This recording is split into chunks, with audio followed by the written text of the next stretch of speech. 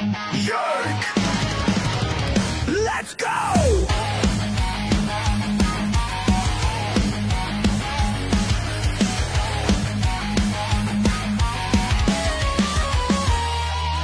Cam's a shit kicker, 2 bombs in the lead. Soul Dragon Cougar's no time for fatigue. And he's a shit talker, stirring up the show. Never played a shift, but he's ready to go. Welcome into the Cam and Strick podcast, episode number 341, baby. Yank! Yank, let's go.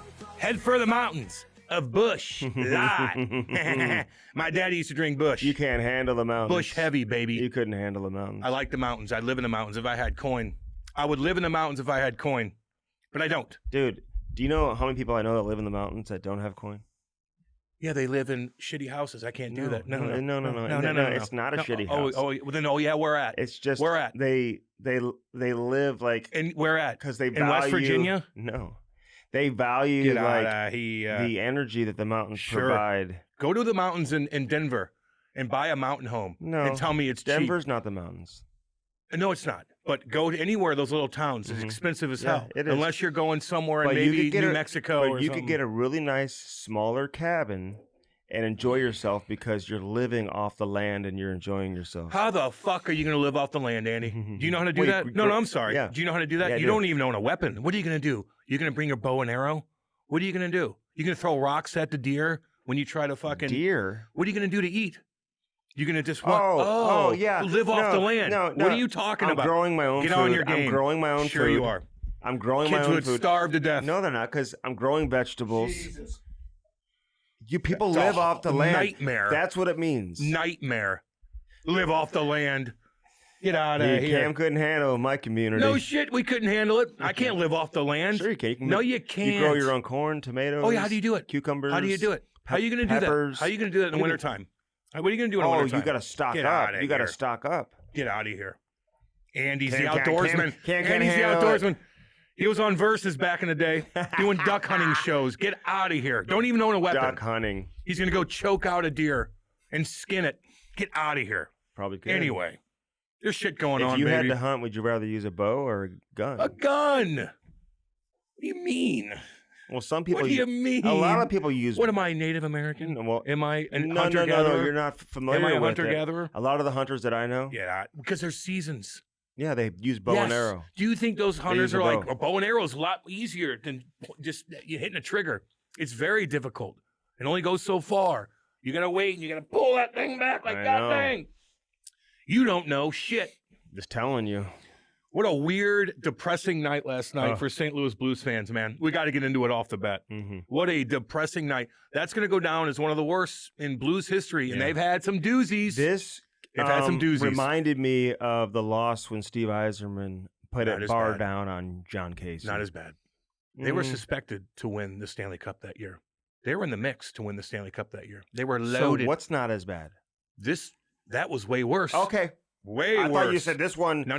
was worse. No. This is house money. You still had a pretty decent year. But no you one's said it'll go expecting down you. as one of the worst in It's franchise 100%. history. So maybe not number one all That's time, number one. but it's certainly up there. That's number one. Gretzky turned the puck over to neutral zone to Stevie Y. How Osmond. dare you say that about Gretzky? I'm just telling you. If you look at I looked at the clip a million times. That is He numero was uno. handcuffed.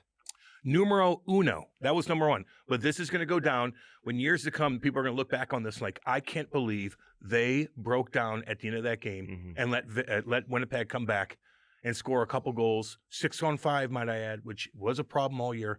So that was a tough one, man. That was a really, really tough one. God almighty. What did I saw Ace's reaction? Oh, he's getting... You could tell those guys... We started that whole Ace thing like years ago, just so everybody knows. We've been chirping Ace for a while about that. And I feel like that's where people are kind of getting it from, to be honest. I mean, come on, let's be It's honest. been years when we talked about Ace. I like how Heat Daddy's doing that, though. Just puts Ace out on Twitter, and it makes me laugh. I wonder if Ace is like, I don't know if I like this. I think I might have to complain. Maybe. You know what I mean? Like he did with Mike Russo. What do you do then? Remember? Oh, my God, yeah. What happened with that? Something happened with Russo. No. Yes, the writer. Yeah. What did he say about Ace? It was something like racist or something. Was it racist? I don't think it Yeah, was, 'cause, like, but he took it as such. That's right. I mean, you talked about that. Forgot what it Yeah. was. Wish I knew. It was something. I don't remember off the and we're top like, of my Jesus, head. Russo is just explaining something. Right. Could be wrong. And then he had to apologize to Russo. Of course.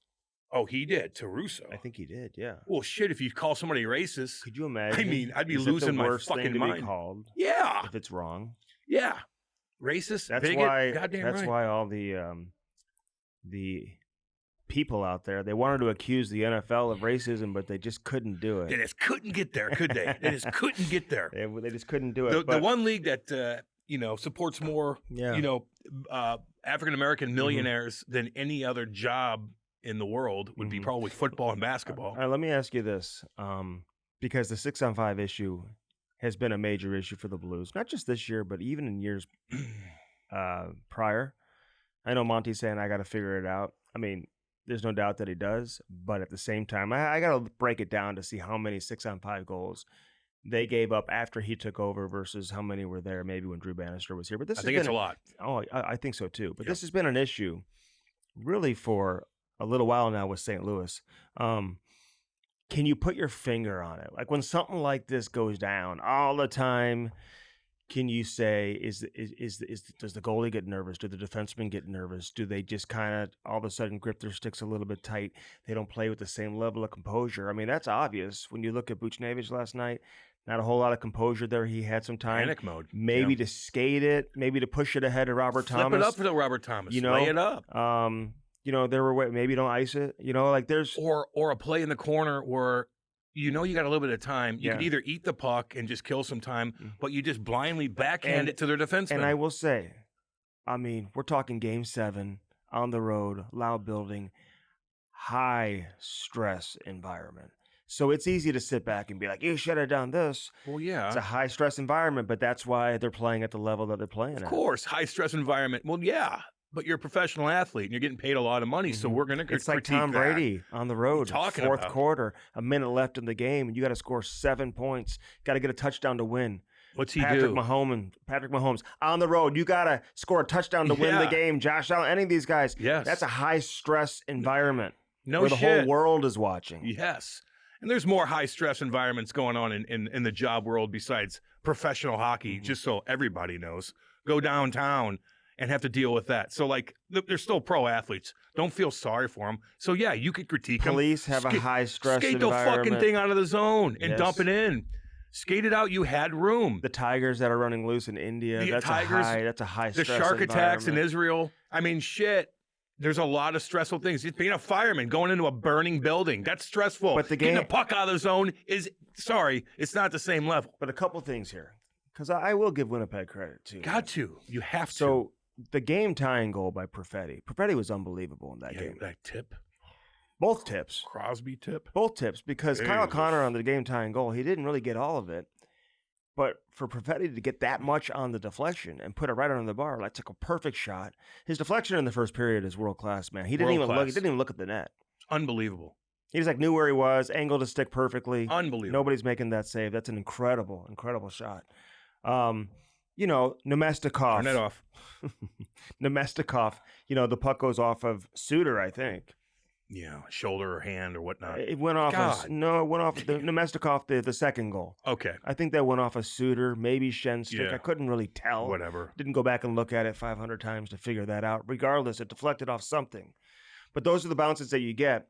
And I just felt like in the beginning of the game, here we go again with Connor Hellabuck, man. Well, yeah, that goofy Matthew Joseph goal. He's just walking in. And some people are on Twitter being like, that is not his fault. The puck was wobbling. Oh, that deflected. Dude, from that far out, especially with him being considered the best goalie in the world. If he's the best goalie in the world, then what is Jordan Binnington? I don't know. Well, what's a lot of other goalies? Most goalies would save what's that. Jake Ottinger, who he's about to face right now? 95% of the goalies in the league would have saved that puck. 95%. Probably. I mean, that's an easy save to make. Mm-hmm. Even the Radek Faksa at the end of the second period, where I'm like, oh shit, this game is getting out now. He's got to make that save. Got to make that. He's all in his net. He's basically in his net. I thought he was off his angle too. He was off his angle on the Matthew Joseph goal. Mm-hmm. Like he was just off, and you still couldn't find a way to win. Even the Kyrou goal. And I know he's playing the shot from Parayko, but I mean he's swimming all over the ice there trying to recover with Kyrou. I don't know why Pareko didn't shoot that puck, No, man. He's lucky that he even 'Cause- got and through. so at the end of the day, it was a good play, and it's a great play by Kyrou to react and be able to stop the puck. I mean, because he's not expecting the pass to come back either. But I will say, if you're a Blues fan and you watch that game, and just watching at the house, I had channel 2 cameras out at my house last night. I had to pace myself all day. Oh my god! I know, it actually helped me.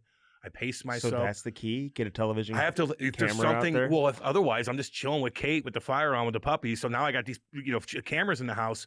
But watching, I'm like, it's over. It's over. This game's over. Morrissey's out with a nice hit by Sundqvist. You got everybody's banged up. Their best player, Scheifele's been. Connor Hellabuck's been so up and down and sketchy and net. Like, you had everything going for you. You're up by a couple. And that's why I like Nathan Holy McKinnon, because McKinnon, he loses to Dallas, and he says We'll get into they that. don't have their best defenseman, they don't have their best forward. He goes, and we still can't beat him. He's like, I don't know where we're at. St. Louis had a hell of a run, though, man. They I know did. I'm getting chirped on Twitter for saying they had a great run. I'm like, People okay, are pissed. No. It's not the Blues fans. It's Winnipeg fans. It's people okay. on the outside. You had a run. You just lost in the first round. No, but they were the best team coming out of the Four Nations. Yeah. They won 12 consecutive games down the stretch just to get into the playoffs. Yeah. And then they had to win the last game of the regular season to get in, obviously. Yep. Nobody thought that they were going to get into the playoffs, but they probably underachieved prior to that, prior to the Four Nations when you look at the team that they have. They got a damn good team. Didn't have Holloway in the playoffs. They're going to be back. I would imagine you're going to see some changes, though, this summer. Yeah, for sure. Some of the D, possibly they're getting a little bit older. But no, the Blues are in a good spot. Even having like Snuggerud out there who didn't play great. Bolduc didn't. I didn't really notice him. Snuggerud had a good game several times throughout the series. You didn't notice him as much in Game 7. No. I think not having him with Thomas and Buchnevich maybe contributed to that, because I noticed Kyrou way more in Game 7 than I did prior to that in Game 6. Yeah, well, Kyrou, got rocked, man. He got Early rocked. in the Early in series. the series, he got rocked. And people were like, listen, have you ever got hit like that? All you out there. Like, anybody get hit like that? I know Andy did a couple times by Bob Pleger, myself, and three Jacer, times. so he knows what's going on with it. But when you get hit like that, man, it sets you back. It does. And he was not the same. You never know wasn't what he the was same. dealing with after that hit. We're either. going to know. Mm-hmm. So now that all this comes out, you know how the NHL is, lower body. Like, what's going on with Right. Holloway? Like, what's going on? Well, now we'll know. I think we can say this regarding Holloway. He was never going to come back. He would not have been available for the rest of the playoffs. Why not just say that? He had surgery. I think we can say that he had surgery. Yeah. We'll let the Blues, talk about the exact nature of the injury, but I think there was a surgery involved, and I know that they were never expecting to get him back into the Stanley Cup playoffs. And this is coming out on Tuesday. Doug Armstrong's going to talk on Tuesday. Jim Montgomery's going to talk on Tuesday. So later on today, you'll hear about the exact nature of the injury, but he was never coming back. Yeah, okay. Well, they play that game, the injury game. Well, Every team I think does once he's out for the playoffs, just say it. Just say what it is. Winnipeg's not going to be like, okay, we're good. Like, they're dealing with oh, their own shit. now we know he's not coming back. They They're know dealing he's with their not own coming shit. back. Exactly. Everyone knew that Ehlers was probably going to be out most of the first round. Yeah. Obviously, came back in Game 6, and he probably doesn't come back and play in Game 6 if Scheifele's available in that game. And even when they talked about Scheifele, well, he's a game time decision. No, he wasn't. Like, he didn't even travel. He's in a tracksuit. Wait, he didn't even travel with the team. Right. Like, you just know. Like, if you're almost there, you're traveling with the team. Yeah, you're but they with the ruled team. him out, I think, for Game 6 when they said he wasn't traveling. Yeah, for Game 7, he was, and yeah. the day before, he's like out there in a tracksuit. Yeah, and they had one camera out there filming. Yeah. I'm like, hey, it's here. Like, they're just he's That's hurt. gamesmanship. He's hurt. You know what I mean? So Winnipeg's banged up. God, they were banged up. Hitting, man, investing in hitting in these series just goes a long way. And the Blues will beat you up, and that's they exactly did. what it is. You got to invest in hitting. Danny Heino was always the one he was the first one to ever say that to me, like years ago. best. And he obviously was on some great teams in Colorado and he won was. Stanley Cups and whatnot. But he would say, hey, listen, every hit you make, even if it's in the first 10 minutes of the first period of Game 1, that's an investment for the rest of the series. So now I don't know what this means for Winnipeg moving forward, man. They're heading into play. I guess they'll have home ice advantage, but they're going to have a confident Dallas team coming in who had one extra day of rest. you look at the number of minutes that these Winnipeg defensemen had to play. I mean, we're talking about guys playing 46 minutes, 44 minutes. They were down to 5D. Neil Pionk. Who knows what the status of Morrissey's going to be, what the status of Scheifele's going to be to start that series. They're not beating Dallas without those guys. Nah, I know, and Dallas might be getting some big guys back, too. Yeah, so it's like Robertson the and exact Heiskanen. opposite. Dallas is getting guys back. Winnipeg is losing guys, potentially. Winnipeg is banged up, man. The Blues really did a number physically Mm-hmm. on that team. They really did. So, you know, you squeak into the playoffs, you play the number one team in the league, and you fucking bang them out till Game 7 in double overtime. You know, it's hard to watch last night, going from, like, literally with 2 minutes left. I'm telling you, 99% of the fans are like, this game's over. 100% of the fans. 100%. My bad. You're right. There's some guys that are Who's the probably 1%? Are some there guy- Winnipeg fans in St. Louis? No, there's some Blues fans that are skeptical of everything, man, and they've Well, been through maybe, weird because- shit for a long well, time. I said it, and I'm sure other people said it. Once the Blues pulled the goalie and there was over 3 minutes left, I did say this game's not over. Once they pulled the goalie, Once Winnipeg the Blues once Winnipeg pulled the Yeah. goalie. And I because thought it that's was been an over. issue. Andy. It's been an ongoing issue. Jim Montgomery knows it. That's why he just didn't want to answer the question in the post-game press conference. That's why I wasn't tweeting out anything. Mm-hmm. Everybody's tweeting out about Hellabuck and this and that. And I'm like, fuck, man, maybe just chill on that a little Yeah. bit. You just don't know. It's crazy. It's He Game made 7. some Anything can saves happen. when he it made mattered, some saves. but, you know- Matthew Joseph saved when Oscar Sundquist came Yeah. in. Hellabuck turns the puck over like he's done Yeah, before behind the net. yeah. And Sonny made a good play and he just goes, yoink. Were you Right in thinking front. that it was going to be a quick hook for Hellebuck after the that second second goal? goal? Were you thinking? it had to have crossed the mind Yeah, for sure. of Scotty Arneal. Scotty Arneal, he was in a terrible spot as a head coach. Yeah. Because you got this guy who, I mean, we talk about Scheifele being their best player. I mean, in reality, if you want to go by the regular season, Connor Hellebuck is their best player. He's up for the Hart Trophy, yet he had no confidence. Obviously a mental issue. He's playing in a Canadian city. Every analyst in the world is breaking down his lack of confidence and his struggles. And I talked to some people prior to Game 6 who were even saying, hey, even in the Four Nations, Connor McDavid's goal that he scored in overtime, that should have been stopped by Connor Hellebuck. Dude, I mean, he stopped the puck in the slot and took a wrist shot. You got to get an arm or a shoulder on that. Get out. Get out a little Yes. bit. Cut the angle off. No doubt about So it. this has been going on with Hellebuck. You look at his, last 7 road starts. He hasn't won a road game in the Stanley Cup playoffs. In his last 7 starts, he's 0-7. He had like a 75 save percentage. 75% save percentage on the road in the first round against St. Louis. He gets pulled in each of the 3 games. That does not scream best goaltender in the world to me. And I know they won Game 7. Did the Blues even get to 30 shots in 5 periods of play? They didn't have many at the end of the I don't even know if they got to they had 4 shots on goal in the first overtime. So I know he made the saves he had to make. And at the end of the day, maybe this is what gets him going again and allows him to reset and get that focus and that confidence back. Just getting through the first round will be all that he needed to find his game and rediscover it. But if he doesn't, I mean, you got Ottinger versus Hellebuck. To me, it's an interesting goalie matchup because you have 2 of the top, if not the 2 best American-born goaltenders. Demko's been hurt. You can't put him in that category. And if I'm Billy Guerin, who's going to be the GM of the USA That's Olympic what I was going to team, bring up. like, I'm That's what I watching was this gonna bring series, and I don't know how you can go back with No. Hellebuck next year as your number 1 guy. He may end up being the number 1 guy, but for me, Ottinger versus Hellebuck is intriguing for a few reasons as we enter this playoff Yeah, there's a series. bigger theme to everything Yeah. when it comes to the Olympics. And I was just going to bring that up, too. As an American, I'm looking at Connor Hellebuck, and I'm like, I don't want him in important situations. No. I don't. No. They were loaded all year long. Let they him play play sound against defensively. Latvia in the first Go play game. against Actually, I don't even – the way he plays terrible.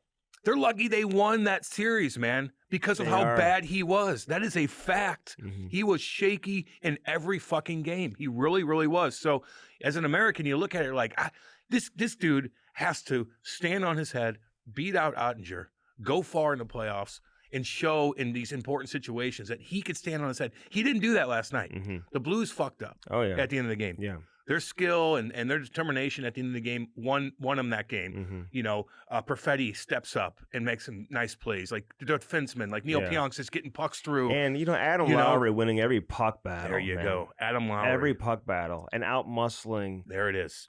Whoever it was. I think he and Robert Thomas kind of, were battling for a puck before he was able to get it back up top to Pionk. I know. After he fanned on the shot initially, right? Yeah. Before the puck ended up back down low.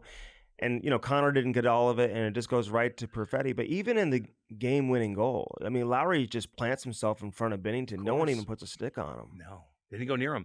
He's just like, boop, right there. Game over. Mm-hmm. So, Hellabuck didn't win him that game. He hasn't won him a game in the playoffs. No, but yet. the narrative, they're going to try to say, well, he just rediscovered his game. Bullshit, He man. made some great saves down the stretch. No. He was making saves, and the rebound was juicy. Yeah. He wasn't smothering pucks. He wasn't making nice plays behind the net. He wasn't making nice breakouts. He played bad in that game. Mm-hmm. He truly did.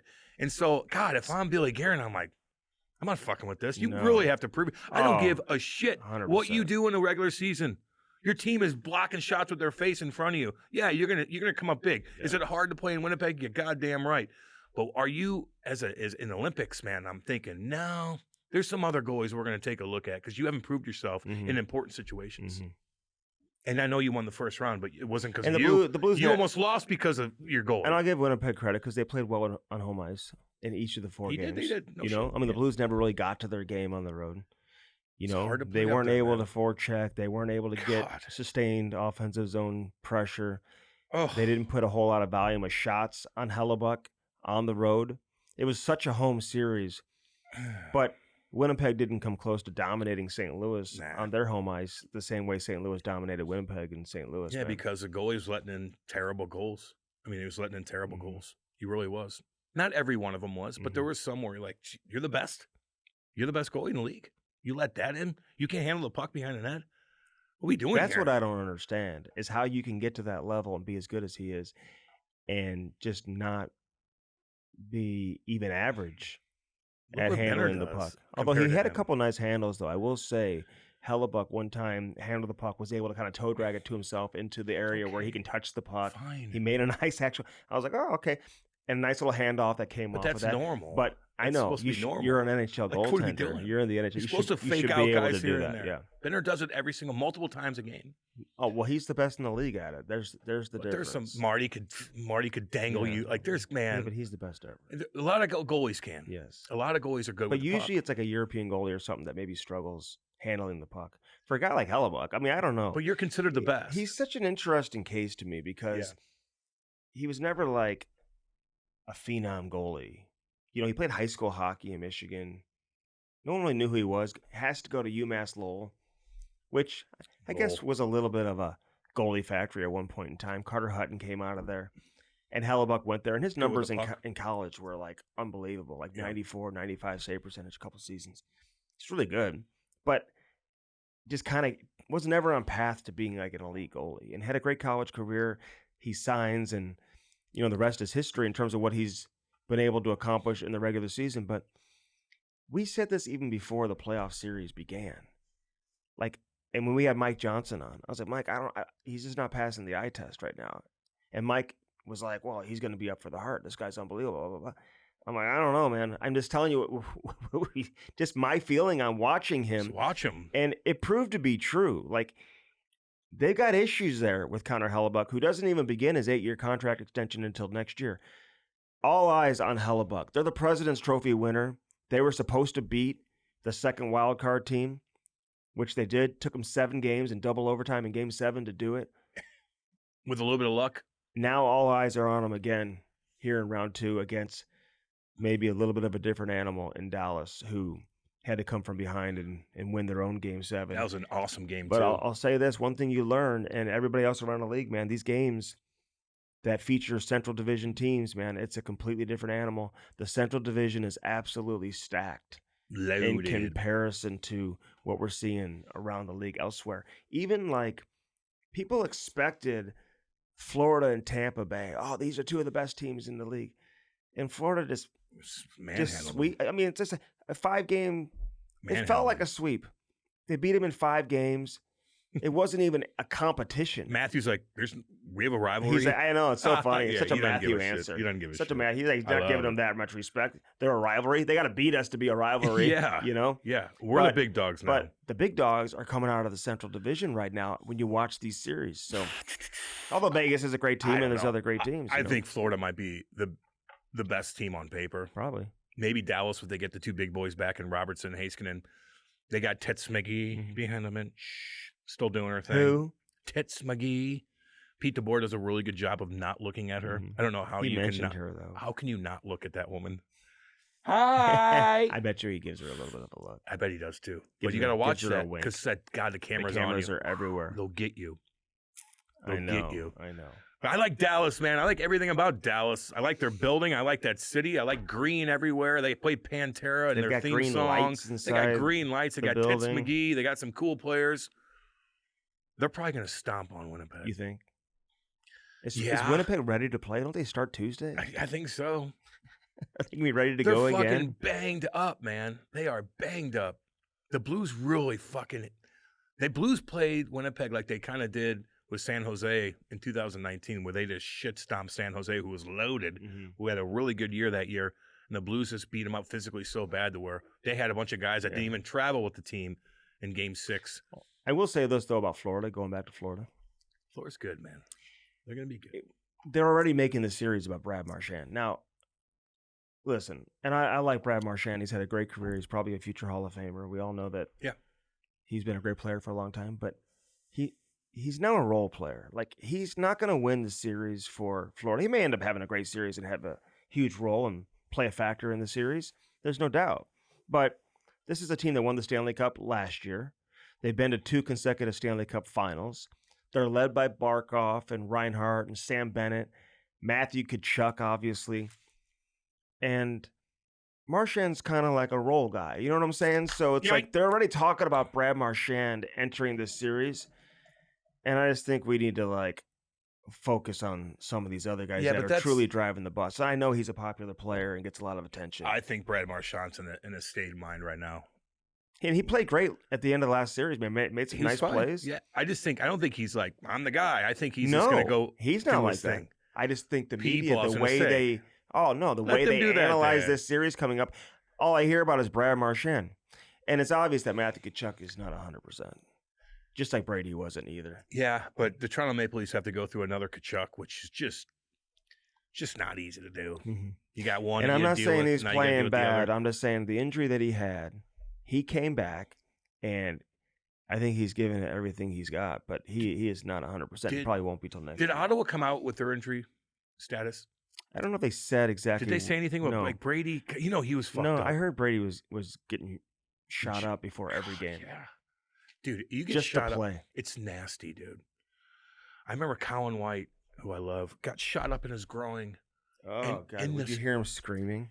No, because he's tougher than shit. And they'd shoot him up and they'd hit his bone. They hit his bone. He'd be like, go! And then the stuff that goes in you makes your breath smell like salmon. Really? It is the weirdest thing. Some of the juice that they get you to numb that How does injury. it get into your breath? The weirdest thing, man. Colin White's breath smelled so bad. He's like, I can't talk. He would even know. And it makes it just does whatever it does, the interaction with your body, it makes your breath smell so bad. Not to mention just the pain. And sometimes they'd stick you so bad, they'd hit your bone. Oh, Yeah. God. Listen, so Brad Marchand may have a huge impact think in he this will. series. Wouldn't surprise anybody. He's been a great player for a long time. That's why they went out and got him at the deadline to protect themselves because of the injuries they're dealing with. But I'm just saying, let's not make this all about Brad Marchand when you're talking about a He's a core role group player. of players He's a role player. who have gone to the Stanley Cup Get final outta over the here. last 2 years. I So. tell you what, I don't know how is Toronto going to handle that? How are they going to handle those guys, man? Florida's mean, dude. They're mean. Toronto's not. Mm-hmm. Like, how are you going to counter the physicality? We just saw it with the Blues. The Blues almost won Yeah. because of how physical they were. Mm-hmm. How are they going to counter that? That's going to be tough. I don't know, but everyone only refers to Toronto as like the core four, but in reality, they're going to win with goaltending and defense. That's how they're going to have to win. Yeah. It's not just about the core four. If you're Kind of. expecting Mitch Marner and William Nylander and Matthews and these guys, yeah, they got to be great players and they got to score and they got to do their thing. But if you're going to advance, you better have your goaltender playing at the top of his game, and you better be able to play inside your own end and play at the highest level defensively as a team. And not just with your defensemen, but also with your forwards, too. They got to be able to defend and handle that monster.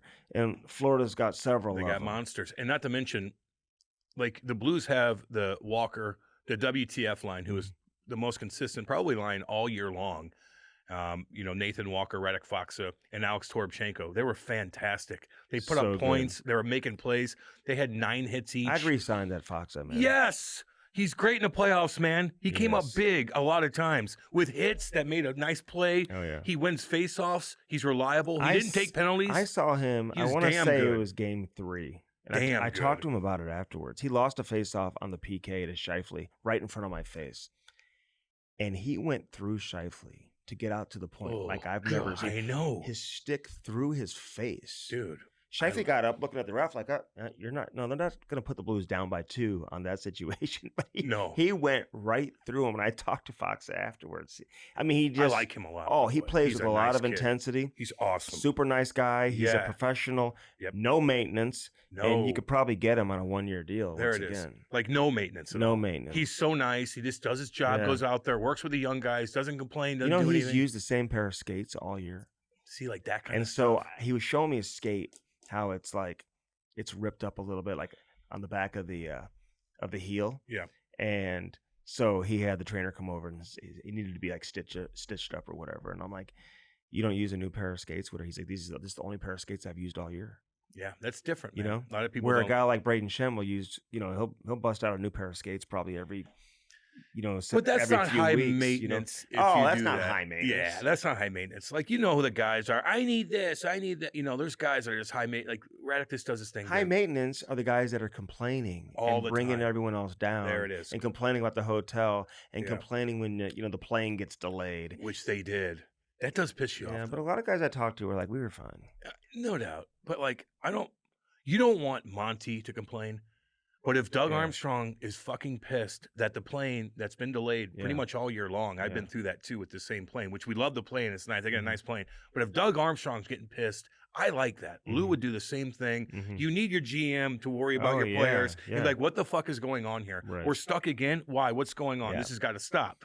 But if Monty comes on like, hey, Monty played it great. No, Monty He's like, wasn't- no, we're just chilled. They Yeah. played. They're on their iPad. We're making phone They went calls. back to the hotel. They had a and nice got team to dinner. chill. And got to chill. They went back on at 9 o'clock or whatever Mhm. they got in. No, but, they got home around like 9:30. but when your plane's delayed, Mhm. it's a pain. It does affect you.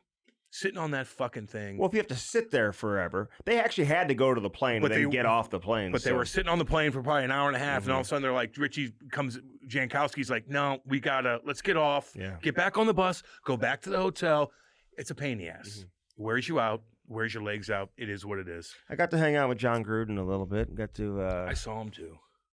Who didn't hang out with John Gruden? It's so Pronger funny. did. Like, I got a picture with him. I didn't even post it because I know there's going to be 50,000 people that post Yeah. John Gruden Yeah. pictures. I was. He's one cool. of He's a them. little guy, man. I was one of them. He's your size. He's put together though. No, he's not. No, he's not very big. Did he play football? His dad was a coach. He's a coach, but he didn't play because Well, he's I'm a, sure he he's played tiny. Division III somewhere or something. Yeah, he Parkway didn't Nines? play in the NFL. Yeah, I was going to say because I thought he would be a lot bigger. But I mean, he's just a coach. Like it's interesting when you see him and you talk to him. You're like, I'm trying to like picture how he like is in control of like a 52, 300-pound human beings. Watch his videos, man. and Of him he coaching is just- hilarious. Oh my God. He's like, get your ass back in the fucking line there. He's like, I know. like the But- big boys. But then when he becomes kind of like an internet clown, you know what I mean? It's He's just like a jokester. he's just a jokester. Yeah, he's just a clown. yeah, A funny one. yeah, That's popular. yes. I would go if we did get him on though. I'd ask him about fucking all kinds of stuff. Like I wouldn't sugarcoat the interview. No, Like what happened with these emails? yeah. Who fucked you Right. over? What do you think? Did you get paid? What do you think of AB? What do you think of AB? Because Antonio Brown likes him and he Mhm. tweets about it all the time. So I'm curious about AB. I'm Mhm. curious about a lot of things. Yeah. You're a young guy coming in the league. You win when you're young. Mhm. Like how is it handling some of these fucking Mhm. monsters?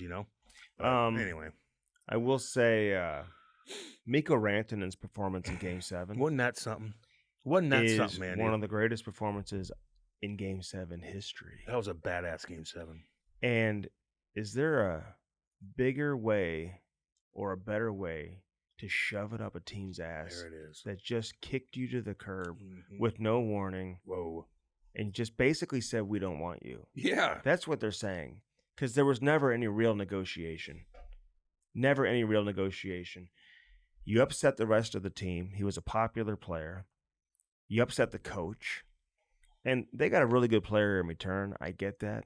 In Marty Necas. And, he's a really good player. And people were kind of doubting Mikko Ranton. And we were even like questioning, hey, listen, how come he's having trouble, finding chemistry with other teams? Was a success truly just built around Makar and Rantanen? And Nathan. And Nathan McKinnon? Yeah. But this guy... I mean, the way he scored his goals, how he scored it. God, yeah. I felt so good for him, man. So that was one of the biggest fuck you messages to be sent in playoff history ever. There's never been a bigger one. I know. In recent memory, man. I mean, for a team to say, we don't want you, we're trading you. No heads up. No warning. The player's completely blindsided, man. I talked about that at the time, how blindsided he was. He had no clue this was happening. And you got a lot of other people tweeting and a lot of media being like, this is not true. He was not blind. And then the narrative changed that he was blindsided. Come on, man. He didn't expect that. His teammates didn't expect it. Nobody was happy about it. He took a lot of heat for not wanting to be in Carolina. And, found his way to Dallas, took some time to develop He went to Dallas. Some chemistry. Yeah. He and Rupe Hintz are going to be a handful moving forward, man. They're both hard to deal with. Yeah. They're both big and hard to deal with. And I love Finns that game. And Finns. Yeah, and Finns are mean, dude. And they're going to get Heiskanen back, too. God, they're going to be good. I like that Dallas team. I do. I like Pete DeBoer, man. He coached me in Jersey. If I like him. Management in Colorado, because you know what? How do they fuck up so bad? Not only... How do you do that? Is Rantanen looking at management and giving it to him? You know who else is? The Colorado players are, too. Of course they you are. You fucking sent this guy away, and now he just beat us in Game 7. What's their exit meeting going to be like with Nathan McKinnon? Oh, my God. If I'm Nathan McKinnon, I'm kicking that door down. Yeah. Marty Necas was great. Yeah. But I saw him in that Game 7, falling into the boards, getting bumped around. Rantanen's cruising around him, using his big body in front of that playoff body.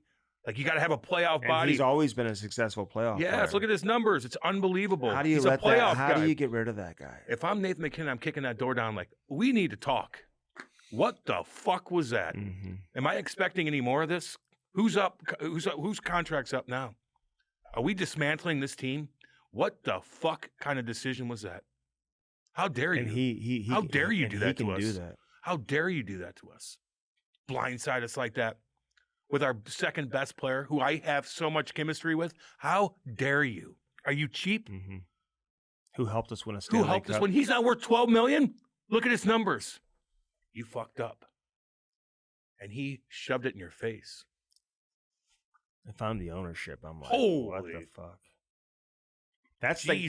their worst nightmare. They were thinking, oh, we'll just move him to Carolina. It won't hurt us. I mean, and then he ends up in Dallas. If I'm Nathan McKinnon, I'm literally kicking the door down. Yeah. No, we need to talk right off the bat. Let's go. They're like, well, we didn't move him inside the division, so it's not going to hurt us. What?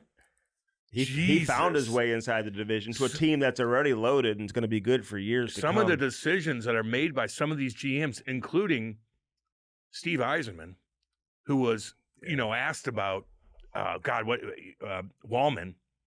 Wallman wouldn't even answer the question. What's wrong with him? Answer the question. What's wrong with him? Let me say this about Steve Yzerman. Because I hated his press conference. I absolutely hated it. Hated it. It was maybe the worst press conference by a general manager that I've seen in a long time.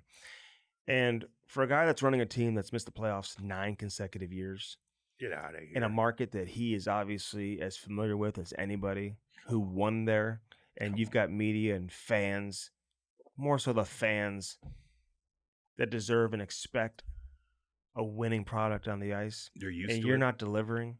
And the media in the most respectful way are asking questions, obvious questions that need to be asked. What do you think they're going to ask when you have an end of the year press conference?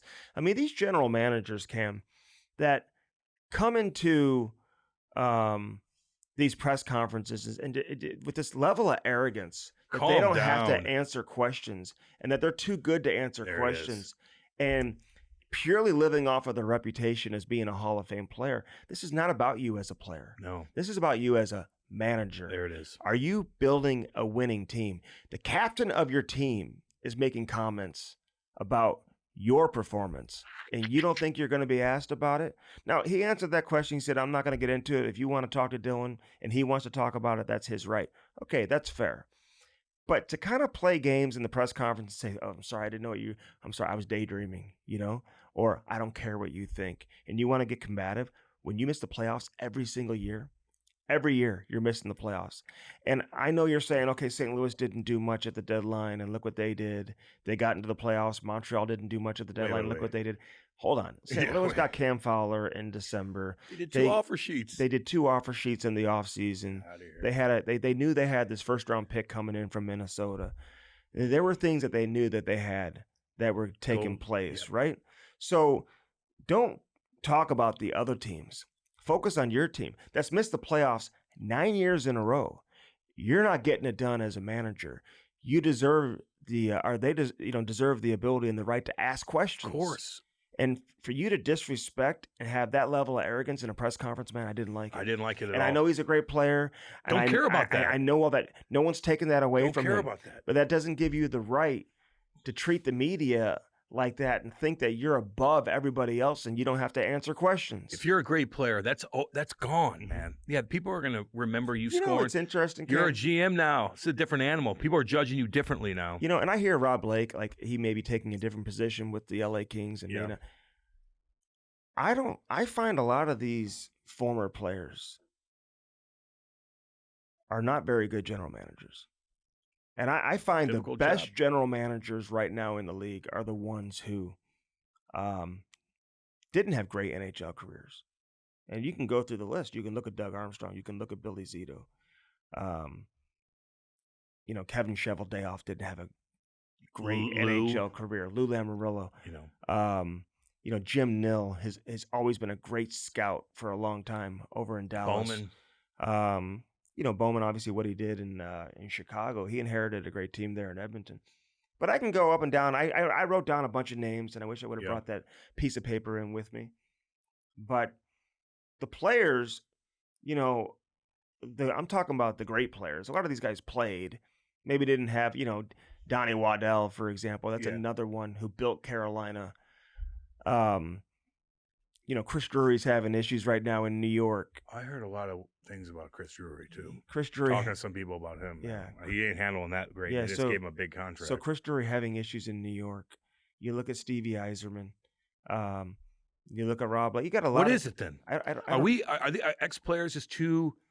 Well, are they too egotistical to where they don't like to say that they fucked up? Mm-hmm. Like, because in your whole career, if you're a really good player, like, you're defending yourself a lot. You're always in defense mode. Mm-hmm. But then you get praised a lot, too. So are they just too defensive to be real? I think a lot of these guys that didn't play came up scouting, and they know how to evaluate talent, and they know how to put together teams, and they understand. They've grinded it out a little bit differently than a lot of these, generational great players who just kind of step into these big-time roles.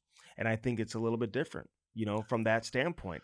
And you just got to look at it. That's the trend right now. You're just seeing that. It doesn't mean a great player like Alexander Steen, for example, can't come in and doesn't have a different type of work ethic and isn't looking to grind it out and hasn't been scouting and isn't going to be prepared differently than some of these other guys. Yeah. Doesn't mean that it's uniform across the board and that every former player who becomes a GM isn't going to be successful, because I'm not saying that at all. I'm just saying look at it right now in the NHL. The best general managers didn't have great careers and in some instances didn't play in the NHL at all. Yeah, but you could also look at it like some of these players, man. Like, what your roster is. Mm-hmm. You're the best player on a team, one of the best players on a team. You evaluate everything with your team. Who's going to be on my line? What can he do for me? So you're still in the mix. You're not just like, I'm going out there and playing. I'm looking at everything. How's my roster? Who's going to make me better? So you're still a scout in a different way. You look at other team maybe players. Some are just into it for the paycheck, and they don't want to touch the money that they made as a player. Maybe they're just like, hey, let me hire you. You're Steve Yzerman. Let me hire you. Right. You're and he did good work in Tampa. So Julian Brisebois is another one. in Tampa. There it is. Yeah, I was going to say bring him who's up. made ballsy moves and has had great runs. And people try to say, well, Steve Yzerman built the team, whatever. But you look at what he's done with Tampa since Yzerman left. He's been a consistent winner. I mentioned Billy Zito. You just look at some of the recent Stanley Cup winners and Army and some of these other guys. I'm just pointing it out that a lot of the best GMs in the league didn't have great careers. And the way they interact and handle the media is different than the way Steve Yzerman just handled it. And if you're not going to have a lot of success by handling it that way, you need people on your side, and they should understand what your thought process is Be open in the decisions that you're making. Doug Armstrong does a really good job of that. Yeah, he'll defend himself, but he also be like, no, this is where we need to be better. I need to be better here. Mm-hmm. We need to take the knife and jam it in their eye. Like he has these quotes where, if as a fan you look at it like, I get what you're saying. You're talking to the people. Yeah. Some other these GMs. Ron Francis is another one. Yeah, dude. I'm just going off the top of my What is head. it? What is it? I don't know, man. I think too, like, you look at the media differently Look as at a player. You look at media the general differently. manager in Washington. Patrick. He didn't have some great career either. You look at the media differently as a player throughout a 15 to 20 year career. You kind of hate the media. You're in defense mode. You're pronger. You're pronger. Pronger's like, fuck you. Mm-hmm. What'd you ask me? I'm not answering that question. That question's stupid. Next. He pushed you out of the way and pushes you, he throws you across the room. So then you have that mentality. Now you're a GM and you got the same guys asking you a question. You're like, fuck you. Well, no. It's different now. Yeah. As a player, you could do that. Right. As a GM, you need to explain everything. You do. Big difference. And it's up to the media to hold their feet to the fire, too. Yeah, like... And I think as a player, you just have that ability to... Be like, whoa, screw you. Next. To be rude. Next. To be disrespectful. Sure. And I think once you get to you sit in that GM chair, man, you want to do that because you're talking to the fans when you're the GM. There it is. When the you're a people player, are paying money. you're not necessarily talking to the fans. But you also, as a player, can go out the next game and score a hat trick. Right. What are you going to do as a GM? Right. Go sign a bunch of people? Well, the trade deadline's over. What are you going to do? Yeah. So you can't just So come out. these players that have this level of arrogance that they carried with themselves as a player for decades, you want to bring that level of arrogance into the room when you're the general manager? Ooh. Doesn't work. The fans will Doesn't turn on work. you so fast your head will spin. Doesn't work. Even like in a locker room last night with Jim Montgomery, the big issue 6-on-5. Mm-hmm. I think Jeremy Rutherford asked a question like, hey, what's the deal with 6-on-5? I know there's another question asked somewhat about it. Monty kind of talks about it. But JR's like, hey, what do you think of it? And I'm not talking about that yet. Mm-hmm. Well, that's the issue. It's not anything else, really. You did pretty damn good. But this was starting right when you came on board where you're losing battles 6-on-5, letting goals in. Like, you got to answer that question. Yeah. In his defense, I will say for Monty, I will say, I mean, yeah, I would agree. But it's the heat of the moment. He might not know the answer right now. The game just ended. The season just ended. I get that. And they're going to have an end-of-the-year press conference, obviously, coming up. He knows in the next couple of days. He'll be able to register. Where they'll be able to get into that. Yeah. I get it. But just because he doesn't want to answer doesn't mean as a media guy that you just have to be like, okay, I would have. What would you have done? Probably had a follow-up. Yeah. Like, whoa, because wait. This is what the fans are asking. This and is you what bring up they the fans a want to lot, know. too. And I like how Monty does that. He does. It's always about the fans. I love the way he came in with his press conference. It's always the fans, His press baby. conference at the end of the game, after they got eliminated, was fantastic. You bring the fans into what he always does. It tries to get them going. And thanking the players. Thanking the players. It was great. But I know you would have had a follow-up on that. Probably. Just have been like, wait a minute. Yeah. Like, this is the issue. Yeah. The really one issue. Everything else has been pretty solid. But he did give an answer as to what went wrong on that play. Yeah. You know, they got out of structure and they got beat to the net. I think Winnipeg had numbers at the net, 3-on-2, whatever. Connor fanned on the shot, essentially. Still must have had a little bit of heat on it because, Perfetti was able to deflect it and for it to be that hard of a deflection and beat Binnington there and get under the bar. I feel it's a bad hell for of the a deflection. I feel bad for the Blues fans. That was a weird, tough one to watch last night. You had an emotional roller coaster last night, thinking everything was smooth sailing, and all of a sudden, boom, it's not.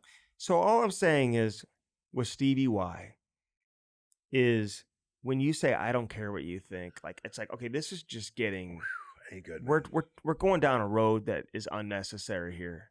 Like, well, as a fan, I want a GM that does care what I think, you know, because a lot of these questions are fan questions. Like people want to know, like that's what you're doing it for. So you're basically talking. I know the media guy's annoying, but you're talking to the fans. He's asking the question from the whole fan base. So you don't care about him. That means you don't care about them, and that's not a good look. Kevin Lowe wasn't a great general manager. This is a lot. Yeah, go down. Great guy. Great guy though. Great interview. We love him. Check that one out. Awesome guy. I'm just saying, there's been a lot of former players that had great careers, and it's not the same.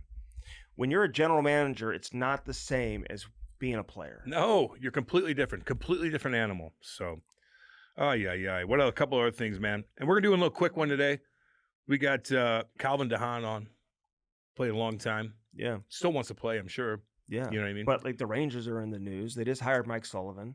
Who I like. So I like Sullivan a He's lot been there. too. Who's And that's a great hire. Totally. I'm sure they wanted to hire him for quite some time. He and Chris Drury have a great relationship. They go back. So everyone kind of knew and speculated that, that basically that, that he was going to end up there. Just like Tocchet is a lot of people speculate is going to end up in Philadelphia. I don't know what's going to happen in Seattle. I do know Jess is returning. Huh? Jess is returning for sure. Who's that? The assistant coach. Oh, yeah. She has been told she's the only one that's coming back. Oh, wow. Yeah. So did like a really good job. So Dave Lowry, who's been a long-time assistant, who was a guest on the show. Yeah, Big Dave. He doesn't know if he's coming back. It's going to be up to the new coach. Jess is coming back for sure. What's who her last runs name? the Campbell? Power play. Jess Campbell. Yep. Um, How's her power play all year? I don't think it was great. Just asking. What does that matter? What should matter a lot. It doesn't matter. It should not matter. See, that's how. Yeah, you would think that way. You would think that way. But You I know do. what I mean? I hear that Calgary. She's coming back no matter what. Well, how's the power play all year? Well, not good. Calgary's looking for an Come on. assistant. And Dave Lowry may end up in Calgary, so he'll be in a good spot. Somebody should hire him anyway. But I'm not saying he's not coming back. But I do know Jess is coming back. They have announced that Jess is coming We know back. you said it a couple times. What's that? Jess. Yeah. Your girl. She's coming back. How was the power play? I don't think it was great. Let me just Look that up real quick. Just because guaranteed she's coming back no matter what. How's the power play again? Well, let's look. You know. Now, do they have a lot of top players on the team? Not really. Not really. They don't have big superstars. They got a lot of just left wingers. They don't have a lot of anything. I don't know who are they? I don't know. Who's Seattle? What are you? What do they have? What's your coming back? identity? You know what I mean? Love your jerseys. I want you to be successful, but what are you? What kind of team are you? You know? Yeah. So what's it say? I'm just curious. Because she ran the power play. And so what's the power play? She's coming back. What's the power play? They were 23rd in the league. Yeah, it's really good. 23rd at 18.9%. You know, so it's not great. Anaheim was 11.8. Holy shit! Oh my God, that's another one. Pat Verbeek. Pat Verbeek too. Good. I know. See, dude, I went through it. Players are fucking. They're a different breed, dude. The general managers. They're a different breed. Players are fucking cocky, man. They hate the media. Yeah. They've always, especially if you're really good, you hate the media. You know, you're very self-absorbed. Yeah. Like you are. Kevin Adams was a player. Yeah. I fucked him up one time so bad. Did you? Oh my God. We gotta get him on. Buffalo. We need to get we got some good guys coming on, man. But this Calvin de Haan, man, came in got some attention in New York, saying some things to the media about how he was treated in New York. So that kind of blew up a little bit. Curious about New York Rangers. We're going to talk to him, pick his brain a little bit. No, I know. We'll get into that. Before we get into the live reads, anything on the Diddy trial? Oh, it's happening today. It's not going to be televised. Is today why? You mean butt fuck Diddy? Why is it not televised? Don't know. But it's not televised. It's going to last weeks. Will Pronger be live tweeting? Pronger be live tweeting during the whole time. So it's basically a live show one way or the other. But buttfuck Diddy might be in jail for the rest of his life. Oh my God! Well, that's not. Not what? You like him? No, you would like him. No, I don't have any opinion on him. He would have got you. Oh my God! Is he going to go to prison the rest of his life? He would have got you, Andy. When will we know? You would have been one of those all At the drugged up, parties? like getting taken advantage Dude, of. Don't say that. I'm just telling you, I gotta protect you. Mm. You know what I mean? All right, firstform.com/Cam and Let's go. Strick. Get that creatine. Get these energy drinks too, right yonder. Or is that police officer who was doing that search of those rich kids? Creatine, They got Creighton. Creighton. Wait, that's Creighton. No, this stuff makes you it just makes you feel better and it makes you grow muscle a lot Well, hold quicker. it up for the camera. Right here, it's creatine. Right here, baby. Right here, yonder. Right yonder. I take that magnesium at night before, and Kate makes me Use tea our at night. link, firstform.com/Cam and Strick. Cam's wearing a new shirt today from First Check Form. this shirt out right here, baby. Shit kicking. Let's go. Mm. Let's go. Can I give Chris Versteeg a shout out real quick? Yes. Because I was in Toronto. Yes, He you was can. Ty's coach this past weekend. Yeah. Did a great job. Does a great job with that whole product. Jason Daw, I'll give him a shout out. Yeah, I know him. Do you? Yeah. So Jason Daw. Jason Daw, man, he was just at the rink. He was watching. He was with a buddy of his who had a kid playing in the event, and he just came to watch. And we took a picture and sent it to Rivs. He knew Rivs and played junior with Pronger in Peterborough. Yeah, Jason back in the Daw. day. You know, he's like the all-time OHL, maybe the CHL, no OHL record holder in playoff scoring. Really? McDavid came close to breaking it, but they didn't break it. Interesting. So I'll give Jason Daw a big shout out. What up, shout Jason? out. We love you guys, man. What's up? Let's go. And Chris Versteeg. Yeah, he came on the pod. He did. He brought his Stanley Cup rings out for the boys to see and everything. That's cool. Yeah. That's really cool. Yeah. I like it, They man. do it right. I like hearing They that. do it right up there in Toronto. By the way, check out if you guys like Bar Rescue, Reed Oh, Lowe yeah. and Did It it was- air last night? I. It was on last night, so I didn't get to see it. so Nobody saw it in St. Louis I last know. night. Well, people in UK are texting me, and Okay, so it's- will they re-air it? I don't know. Is it on YouTube? Yeah. Let's Oh, find out God, so yeah. we can- Yeah, we'll let's find some find out. funny clips on You there. and Reed Lowe. Reed Lowe and I were mic'd up Yeah. the whole time, and Was it good? we forgot that we were mic'd Did up. you record it and watch it? No. Well, I recorded it. I couldn't watch it, dude. I was up till fucking midnight. So you didn't watch it after the game? No, I have no idea what happened, except for John Taffer's tweeting stuff out, and I'm Oh, is watching he? it, and me and Lowe's here in the background. It's hilarious. So check that bad boy out. Firstform.com/Cam and Strick. Use our link today. Send us what you buy, and we'll send you an autograph puck. Yeah, we'll do that. Damn right, baby. But you got to show us your order. And it doesn't have to be Creighton, but anything you want, hey, could be, one of these badass shirts I just yeah. got too. yeah. So I'm probably going to have a beef stick here in a few minutes. yeah, you haven't eaten probably 2 days, so eat one of those, please. Like these jerseys from a Jersey Generator. Look at these damn things. Mark made these look how things. cute we look. Mark made this. Check this out on YouTube, by Yeah. the way. You guys should be watching you us can on have YouTube. your own. and Yeah, you subscribe. can have your own jersey. Look at that. Yep. You can have your own jersey made. You can get it from our boys over there at jerseygenerator.com. Let's go. He's got a great Instagram account too. So if you have a logo, you have a restaurant, whatever it is that you want, just put it on a jersey and you can hang it up in your restaurant. Men's league teams, youth hockey teams, college teams, club teams. Whatever you want. Whatever it is. He makes the best They're jerseys. the best. He's Young out of, kid, He's out awesome of guy. Montreal. Yeah. Montreal, young entrepreneur. We've Cool had, cat. although, so the promo codes are Andy 10 or Cam 10. 10. You get the same discount with either one, so you can choose which one you want to use. Andy 10 or Cam 10. Yeah. And most people have been using Andy 10. They like you more so than me. far. I think they want you to do this show by yourself Yeah. and just have me It's just like hockey sense. They want Andy to talk the whole time. They want to just cut me right out. So maybe No, it's all good. Yeah. Just Jersey Generator. check that out. Cam 10, Andy 10, easy peasy. I don't really give a shit. Andy does count on, who does more with Illinois whatever. Recovery Center. Right there in Swansea, Illinois. Where? Swansea, Illinois, right yonder. Chrissy Pondoff, Jacob Miller, Eric Conley. Those are my boys. I know them firsthand, man. I've known those guys for a long, long time, and they will help you right there in Swansea, Illinois. Illinois Recovery Center. Yes. Just look it up online. Message me. You could be from Canada. You could be from Michigan. Doesn't matter. They will help you. They have a warm bed waiting for you. And when you get out of there, you will be normal again. That's the Illinois Recovery Center. I just did a podcast with Chrissy Pondoff. Just type his name in. Oh, yeah. How And was that? Pondoff. It was great. Yeah, good. Yeah, I was on there for an hour and a half talking about my drug addiction. Wow. If you want to check that bad boy out and follow them, follow us on YouTube too, by the way.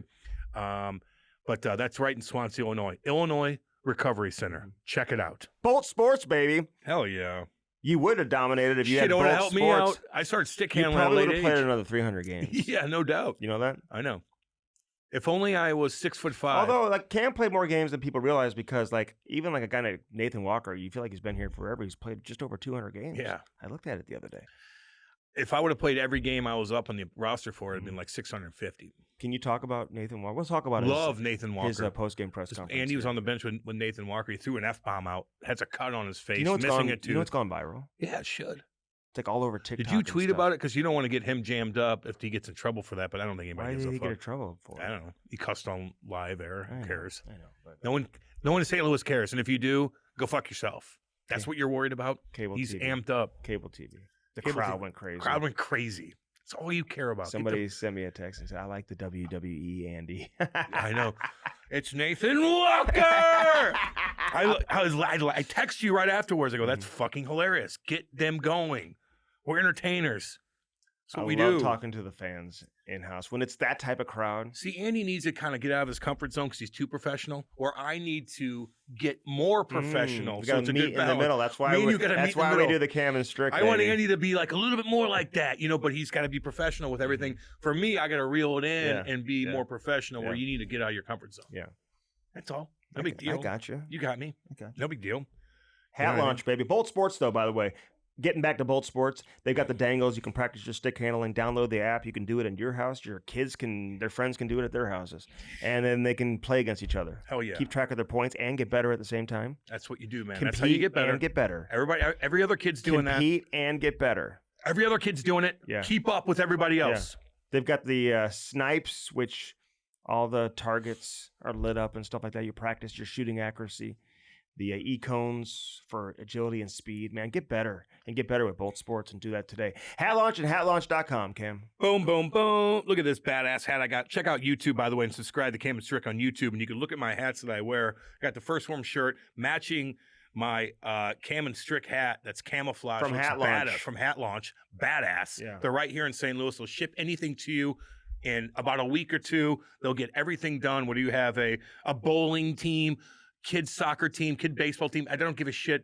A Super Bowl party, hats, Whatever shirt, it whatever is. the hell it is, they'll make it for you.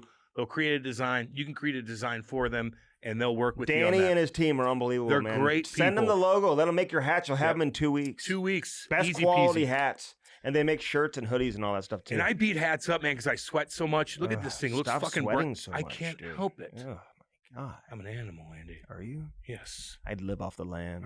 No, you wouldn't. And I would You attack you. die. I would attack you. You die like a You dog. came in my yard, boy. You die like a dog. You came through my yard. What are you going to do? Probably use. What are you going to do? probably- Throw a rock at Probably me? use a bow. What are you going to do? Probably use a bow. Right in your ass. If you come in my house, I'll put you down. Oh, Now, there's shit. some psychos cruising around my old neighborhood with Yeah. AR-15s. These 15-year-old fucking Mhm. kids coming in my neighborhood, No, my I old got you. neighborhood, I with got you. AR-15s on cameras. Yeah. You go down in fucking Eureka and you want to pull that shit, boys, you're going to get fucking put down like a goddamn dog. Keep it up. Downtown. Everybody's fucking Chinatown. armed out by me, baby. Hey, come in Get my, the fuck come out in of my here. neighborhood, too. Go into Andy's neighborhood, take whatever the fuck you want. They won't even know what's going I'll probably on. put some hot peppers in And your you'll be eyes. like, come on in.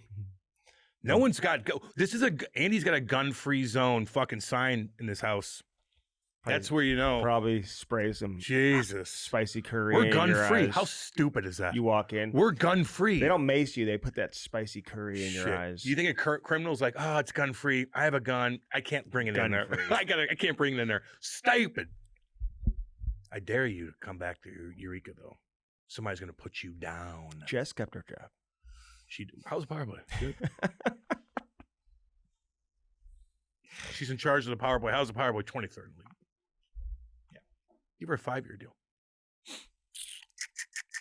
They got problems there. They got to get better players. Like, it is what it is. They got to get better.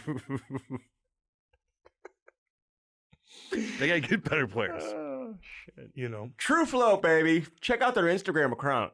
Truefloat.ca. Fuck, man. We've been getting rained out so bad Oh in my St. God. Louis. But we're It's going to have river unbelievable. season soon. The river's going to be high. Let's go on the goddamn Let's red. get out there and take our coolers. Take our coolers. True Float, man. Check out. I put it on my Instagram. You can check out their Instagram. You got the Cam and Strick one on there too. But you can send your Badass. business logo, and they put it on a freaking cooler.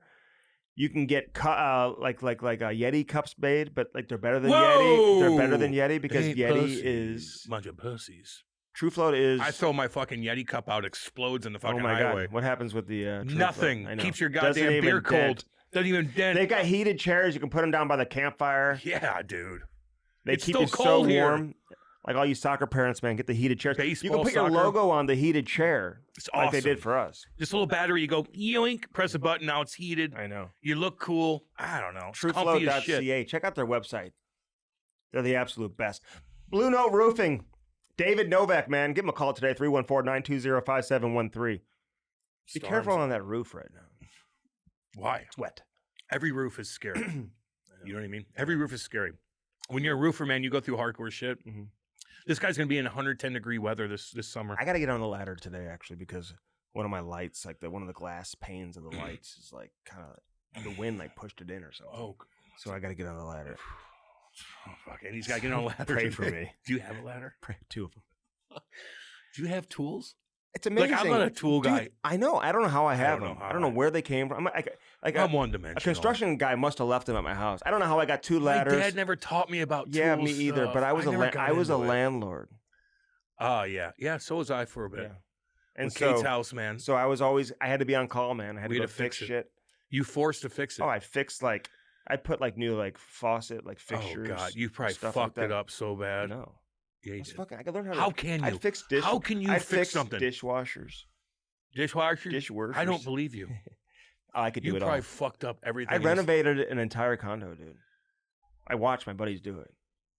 Did you laugh back there? Maddie's laughing back there. No, you didn't. My buddies did. So when we go, Adam and Kevin, I want you to explain every tool in your toolbox and what it does.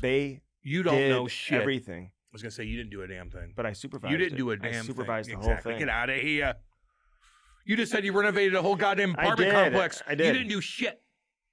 You didn't do shit. Blue No Roofing. You've never held a fucking screwdriver in your life. Dave can. I could look in your goddamn hands right now. Those aren't hard-working hands. Yeah, they are. Those are microphone hands and pencil and pen hands. Microphone hands. That's what those are. Blue No Roofing, 314-920-5713. Call him today. Hell yeah. Dave Novak, love you. Hell yeah. So, Cam Bellman, you get no. Swinging dicks. Don't fuck with me. Don't do it. No swinging dicks. Right there in Troy, Missouri. I need a new truck. A lot of people need new trucks. Say hi to Danny boy. Danny, what's up? Dale, go fuck yourself. Kenny, get back to Hell goddamn yeah, work. Kenny. I told you, Kenny. God dang, boy. Love you guys, man. Love you guys. They're the best. We love the support Troy, they Missouri. give us, dude. You get anything you want up there, they'll take care of you, and they're going to fucking come out swinging their dick around. Original sponsor. Damn good. Love all those cats, We man. may have to get them a jersey, a Bellman jersey. Yeah, I know. Or Cam and Strick jersey, whichever one they want. Yeah, let us know, Kenny and Dale and Danny. Or a swinging dicks jersey. Oh, Jesus. You know? Imagine they had that. No swinging dicks. Chili Plastering is back with us too, man. Hell yeah. It's pool season. My neighbor's getting a pool put in. Really? Well, we got to get them hooked up Both with of them. Really? I know. Why am I the only broke one in my... You told me you're not allowed to do pools. Listen, I live in a wealthy neighborhood. It is what it is. You told me you couldn't. You're not allowed to. No, you have strict things you have to go by. Yeah. You can't have it too close to the course. It's got to be da-da-da-da. Mm-hmm. But both my neighbors are putting in fantastic you don't need a pool. Pools. Then you don't need and one. I'm thinking, I couldn't afford that. Is the old lady putting a pool in? You mean the cougar? Mm-hmm. That looks like Kate? Yeah, they are. Kate's mom? Kate's mom. That looks like Kate the coug. Is she putting one in? Yeah. And next door, the other... Wes's? Yeah. So you can just go hang out at his pool. Yeah. What do you need a pool for? I don't, and I can't afford it. I'm thinking these two guys, it's motherfuckers, expensive. I know. But if you invest in a pool, you're investing in happiness. Mm-hmm. You just are. And he's like, it's a ripoff. Get a boat. Fuck, I had the best time of my life with that $50,000 boat I got made from scratch in Daylittle, Missouri. Mm-hmm. Shit kickers. Chili Plastering, man. They're the best in the business when it comes to. Damn right. Swimming pools. We'll tell you all about that, but you need plastering for your pools. You call Chili Plastering. Call them today. Say what's up to Ryan Chili. Ryan, I love you, buddy. I llove your daddy, too. He coached me AAA, man. Love you, Big Dave. What's up, homie? Yeah. Love all you guys. Let's go. Jess is coming back. How's Powerboy? 23rd. She's good. She deserves it. Fine. Cam and Strick podcast, baby. Love you guys. We'll see you. Calvin de Haan. Calvin de Haan, man. We're talking New York Rangers next. Let's go. The Cam and Strick podcast is brought to you by First Form, baby. Use our link and do it today. www.firstform.com/camandstrick. Get jacked now. They are the real deal. Get that protein, check out the apparel, eat those bars, and drink those energy drinks. Firstform.com/camandstrick. Yeah. Now on to the interview. Look at that mustache. Perfect. Look at that mustache. Damn, that thing is thick, dude. I was telling it's a bit of an homage to my old man. He used to have a deadly stash back in the day, so I always give my skin a little bit of a hard reset at the end of the season because I get the bad dandruff going under the beard, so I let it fly in the summer. Let it go. I was telling Cam I was just in Oshawa. for the last couple of days, man. That's your territory. He's like, what? I thought you yeah. were in Toronto. Like, can you explain to this guy that, like, Oshawa I fucking lived up there. is like, I'm like, did you even play in the O? Like, you're not making any sense. It's two different that's cities. good. That was God countries for a few days or for a few years for me. It was God were you country. were you watching the games up there at all, or just No, hanging out? my kid was playing. Okay, cool. Yeah. That's a long way to travel. Yeah, he's 8 years old and he's traveling up there every other week. He's almost 9. Well, He's the 8 years old. my podcast must be doing well. There it is. Not as well as you. Do you got kids? Yeah, one, and we have a 2-year-old and then one on the way. Oh, Another cool. one You on have the a way in boy July, or so what do you have, a boy or a girl? we have a boy. Yeah. You'll know. Are you going to get him into hockey, or are you just like, no, I want him to do something else? You know what? Honestly, everyone asks that, and obviously, it was a big part of my life, and that would be a joy for sure. But my wife and I talk about it. It's just we want him to hold doors and say please and thank you for people, and just be a good human at the end of the day. And if he wants to play hockey, golf, whatever, who cares? Music doesn't matter. We just want him to be a good person at the end of the day. I know. So. I like what that, if he's man. sitting in the basement just looking shit up all day with Cheetos in his belly button? Are you gonna go down there and put your foot down? No, yeah. There's gonna be we might have to bring spanking back if that's happening. There you go. Yeah. Just asking. Yeah, you're not going to want that. No. You want him to be motivated, right? Shit, yeah. Oh yeah, no, we're very fortunate, man. We got such a good boy. He's somewhat obedient, polite, just a happy kid. So that's all we can ask for. Were you like obsessed with hockey growing up? Was it all about hockey? Like, was your dad like adamant that like, hey, it's got to be hockey, or did he kind of leave you alone? Like, what was your upbringing like? So I grew up in a hardworking home. Both my parents come from a Dutch descendants, so wooden shoes, wooden head, wouldn't listen. The old saying, stubborn folk, but hardworking people. And now that I'm older and have children and stuff, I understand and I appreciate the upbringing I had more than ever. When you start to understand the value of a dollar as an adult, and knowing that what my parents had to go through to just put my brother and I through competitive hockey for however long it was, kudos to them. And it almost, makes me emotional in a way, knowing that we had such a good upbringing and mom and dad just, poured their, heart and soul into us. It wasn't, I don't think they ever forced me to play. It was just something I loved doing. And, my dad never played, like competitive hockey. He always played like the church league and stuff around town growing up and that kind of stuff. But, my mom's brothers played high level for our, neck of the woods per se. But it was never, hey, you didn't make this pass, you're sleeping in the garage tonight kind of thing. It was always, good. It was very positive upbringing, and it was never, no music in the, if I had a bad game or something, it was, the radio was still on and stuff like that. It never, my parents never really forced me. My brother and I always just loved going to the outdoor rink growing up, and it was just a part of our social life too, frankly. That's how I met some of my close friends, was just going to the outdoor rink at a young age, and meeting up after school and stuff like that. So church league. I know, only in Canada, like the most Canadian thing What's ever. a church league? I love how like hockey churches have church league hockey. Really? Because like here in the States, they may have like a church league, like CYC, soccer and basketball and baseball and stuff like that. They call it CYC. It's like Catholic Youth, whatever it stands for. So, and in Canada, they've got church league hockey, dude. I love that. Oh yeah, there's even my friends to this day who've never played like competitive hockey growing up or anything, like they play men's league. It's just kind of just the culture up here, I guess, in a way. Who do you play for? Holy Redeemer. Yeah, if somebody whacks you, somebody gets Honestly. a whacking, they hit you from behind or something like that. Are they like, man, oh man, I got to go to church tomorrow? And I'm sorry. take it up at communion or confession with the. I didn't mean that. It was, we were very very fortunate with our upbringing. My mom and dad are great people. They work their bags off to, support my brother and I throughout, our sports growing up. And like I said, it was knowing what they did now that we have a kid at home, and how much time and effort they put into, being taxis on the weekend and stuff like that was, we're so lucky. It's, I don't know. It's hard to put into words. So No, I get you, man. It's emotional. Hell yeah. Because I was just up in God's country, so I know what it's like up in there. And, I saw people playing baseball and stuff too, Calvin. So it's like, they play multiple sports. I'm like, wait, they're all playing baseball. And some of the other Canadians were like, oh, yeah, they call it ball. They love ball up here, So, it's big in certain pockets in Canada for sure. We always, my brother and I always played soccer growing up. That was our summer sport. And then hockey was, it's changed a lot now, but hockey tryouts were, I don't know. I think they were, mid-August, beginning of August. Now they're at the end of their season. So isn't that crazy? It's changed a little bit. But yeah, I understand why they do it. I get it. But it just kind of, it's turned into such a 365-day kind of thing, I think. I'm still such a big believer on, parking it and putting the gear away for a while.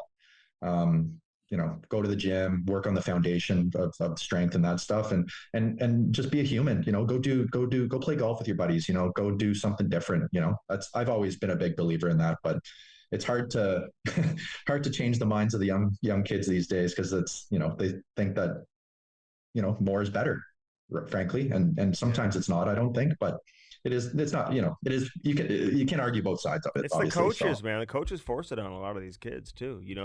It's interesting because here in the States, like for AAA, they have tryouts in May, but you said August. I feel like that's how it used to be. Like because a kid can really improve over the course of the summer too. They may grow 6 inches. They may put on muscle. For sure. Yeah. They may improve their skills and all of a sudden be better than the guy who's better than them. In April, so luck can change over the course of the summer, Yeah, 100%. So maybe that kid didn't hit their growth spurt till, May 2nd, the day after tryouts, right? And the other kids were January 1st, right? You know what I wish my dad got me into, which he didn't because, he never got into, is golf. Like I look at golf now, I live on a course. We get invited all the time to go play in all these tournaments, and I still suck. And I just wish my parents would have goddamn got me into it because that's what you play forever is golf. Some guys can't play hockey for, it wears you out, but playing golf, man, you meet so many different people. You look like a pimp when you're fucking hitting a 300 down the pipe. Everybody talks about you. Everybody wants to invite you everywhere. Golf. Yeah, my wife and I built our forever home a few summers ago, and we put a simulator in the garage. So that's been a great energy burner for our young fella too. Now we got him these little tiny clubs. They're so hilarious. And he just goes up there and rapid fires every ball that's in sight. Doesn't matter what it is. We put training balls, golf balls, softballs up there. He whacks them all. It's so funny. It's hilarious. Good for him. What's his name? Yeah. Wesley, because Calvin's a sick name too, man. Calvin, baby. Where'd they come up with Calvin? Where'd they come up with Calvin? I don't know. That's a good question. Maybe I could phone a friend and maybe link the parents in here for a sec. But that's a good question. I'm not sure. Maybe it's just different at the time. I don't know. Not too many Calvins. So, where's your forever home at? Yeah, we need to talk about the forever home. What's this forever home all about? Are we at 15,000 square feet? What do you got going? You made some good money. I'm just a third pair of Crown boys. I can't afford the 15K. Yeah. No, we moved. So I grew up west of Ottawa in a little town called Carp, just a little hillbilly suburb of Ottawa. And it's about 10, 15 minutes west of where the Senators play. So I was a huge Sens fan growing up. So my wife and I moved to a town about 30 minutes from there, just south of Ottawa, just on, we're on the Rideau River there. We got very lucky. We're very fortunate with our property and everything. We love it here. It's great. Are you like you have privacy? Like, can you see your neighbors? Do you have a pool? Oh yeah. Are you hanging out outside or what? There's a few neighbors. Nothing crazy. Like we got a couple acres here, so we got enough space for ourselves and for our family when the kids are starting to grow up and stuff. And we got to see a few houses across the river, but it's private for the most part, which is nice. See a few houses across the river. Yeah, I know. He's living in a good spot. I love it. I love it. You were a Sens fan growing up. You never played for the Sens though. Did you ever try to play for the Sens? Been trying for a few years. Be nice to not pay rent somewhere. Ooh, yeah. Would you want to play another year? You want to play another year or no? Oh yeah, for sure.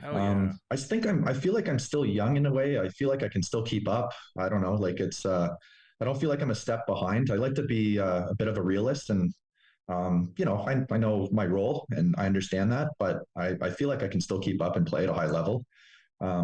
So we'll see. We'll see where the summer goes and go from there. We're not haven't been too much hockey talk in the past 2 weeks since we got home. We're just kind of decompressing and spending time with family, friends, and getting that community aspect back ready for the summer. So, you watching hockey?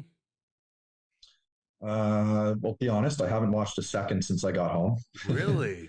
None of the games. Good for you. No, we've it was, I'm sure you guys know already, it was a little bit frustrating at the end of the year for me since the trade deadline. I mean, we don't need to open that can of worms per se, but just something, I'm going to start watching here in a sec. I'm a fan of the game, but just coming home, trying to, spend a lot of time with my boy. And, by the time the day's done, I'm ready for bed at 8:00. So yeah, man. Okay, Calvin, here's what happened. There were a couple game sevens the last couple of days. Yeah. Just so you know. Yeah. Okay. I know what's going on. I know what's going on. Colorado lost to Dallas, if you didn't know that. Just so you know. And Mikko Rantanen shoved it up their ass, man. Your former teammate. Can you believe they traded him, by the way? Well, you know what? I understand why it happened. I get it. I understand, I understand the business side of hockey, a lot more than I probably should, but, I don't know. I feel like it was kind of a good move in both ways, but I mean, especially when Mikko's putting up 4 points in Game 7, that doesn't look great. I think the chemistry between him and Nate was, that's arguably 1-2 punch and one of the better 1-2 punches in the league. Yeah. It is what it is at the end of the day. They had to make a decision on it, and did it work out? I think we have to wait a few years to see that, but it's hard for us to kind of comment on that kind of stuff when we are on the record. Yeah. So it's but it is hard to look at that though, because Rantanen, it's not like this is the first time he's thrown up 4 points in a big time game. The guy, all he does is succeed in the playoffs. It's like when that happened, I think everybody was confused, including the players on the Avalanche. Yeah, I think it was a bit, I don't know how to say it, like almost walking on eggshells a little bit. Everyone's kind of like, oh, that was kind of, it was obviously a big move at the time, Were you there? Were you there in Colorado when he got traded, or were you already in New York? Okay. Oh, yeah. No, I was there for that one. Yeah, I mean, like Nate was crazy, pissed, man. Nate was pissed. Big Nate. You could tell he was pissed. Yeah, and Jared Bednar was too. Bednar came out and said, it was almost like a funeral. It felt like, that because you guys had a game either that night or maybe the next night. Bednar had some comments. It was the next night against Boston. We were on the road. I remember. Yeah. Yeah. It was, he's a high profile, big name in the league. That's kind of almost like it's not really an NHL trade, I guess. I find that our league doesn't, the NBA, they fucking, this guy's getting traded for 30 draft picks and some prospects. You know what I mean? Like, we don't do that kind of stuff in the NHL, I don't think, in a way. So I think that was just kind of groundbreaking almost for the league in a way, that it's, no one's safe at this point in time. Yeah. Especially with the cap going up too, that's going to be it's going to be different. Like, hopefully that the lower salary guys start being able to make a bit more money. I think they should raise league minimum if the cap's going up that much. Because league minimum, don't get me wrong, it's a lot of money, but when you got to pay, thousands of thousands, that's the thing people don't understand. Guys have to pay 45 to 60K in rent a year right off the top. That's a big expense on, 800,000 that gets cut in half just on taxes. I know that's not exact math, but that's a lot of money. And you want to put your family up in the best spot possible. So I think that should be raised. You want to live by everybody else on the team that's making a lot of money. You don't want to be living in like the Section 8 housing while everybody else is in mansions. Like, you kind of want to, and that's I mean, yeah, it's keeping up with the Joneses a bit, obviously, but we have a 2-year-old at home. We can't lock him in a 2-bedroom apartment. That's just criminal. Yeah. So, this past year we needed to get a house and all that kind of stuff, because prior to that, my wife and I were always just doing apartments, which was easy, convenient, not much to furnish. So we ended up finding a spot in Denver, and, it was a blessing in disguise. I know you got to pay an arm and a leg for to live in a nice area for, rent. But, we had so many amenities close by. So that was nice. Where'd you live? Cherry Creek? Cherry Creek? No, we were down in Platt Park, just south of the rink. About 10 minutes as the crow flies, give or take. How nice area. Nice is it to play in Colorado, to live there? We liked it a lot, honestly. It's a great town, huge sports town too. The winters aren't as bad as you'd think. I grew up in Canada, so it's a little different, but it was good. We liked it. It's sunny there, which is awesome. It's sunny there all the time, which is great. Even if it's minus 10 Celsius outside or minus 5 Celsius, it's still sunny. Still sunny outside. It's great, And you can feel the sun. You know what I'm saying? Like, well, that's the thing too. Yeah, exactly. Oh yeah, a pale guy like me would get burnt in the middle of January.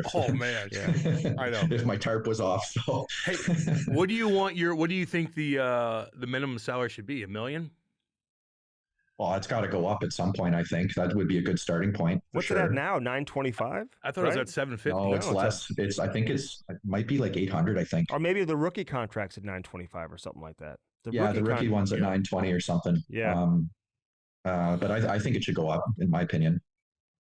It's only fair. Like, the rest of the rich get richer, but the guys like, or the role guys, I guess, are not. Yeah, I know. That's the third line player is getting squeezed a little bit, Yeah, I've said for a few years that the middle class in the league has kind of been wiped away.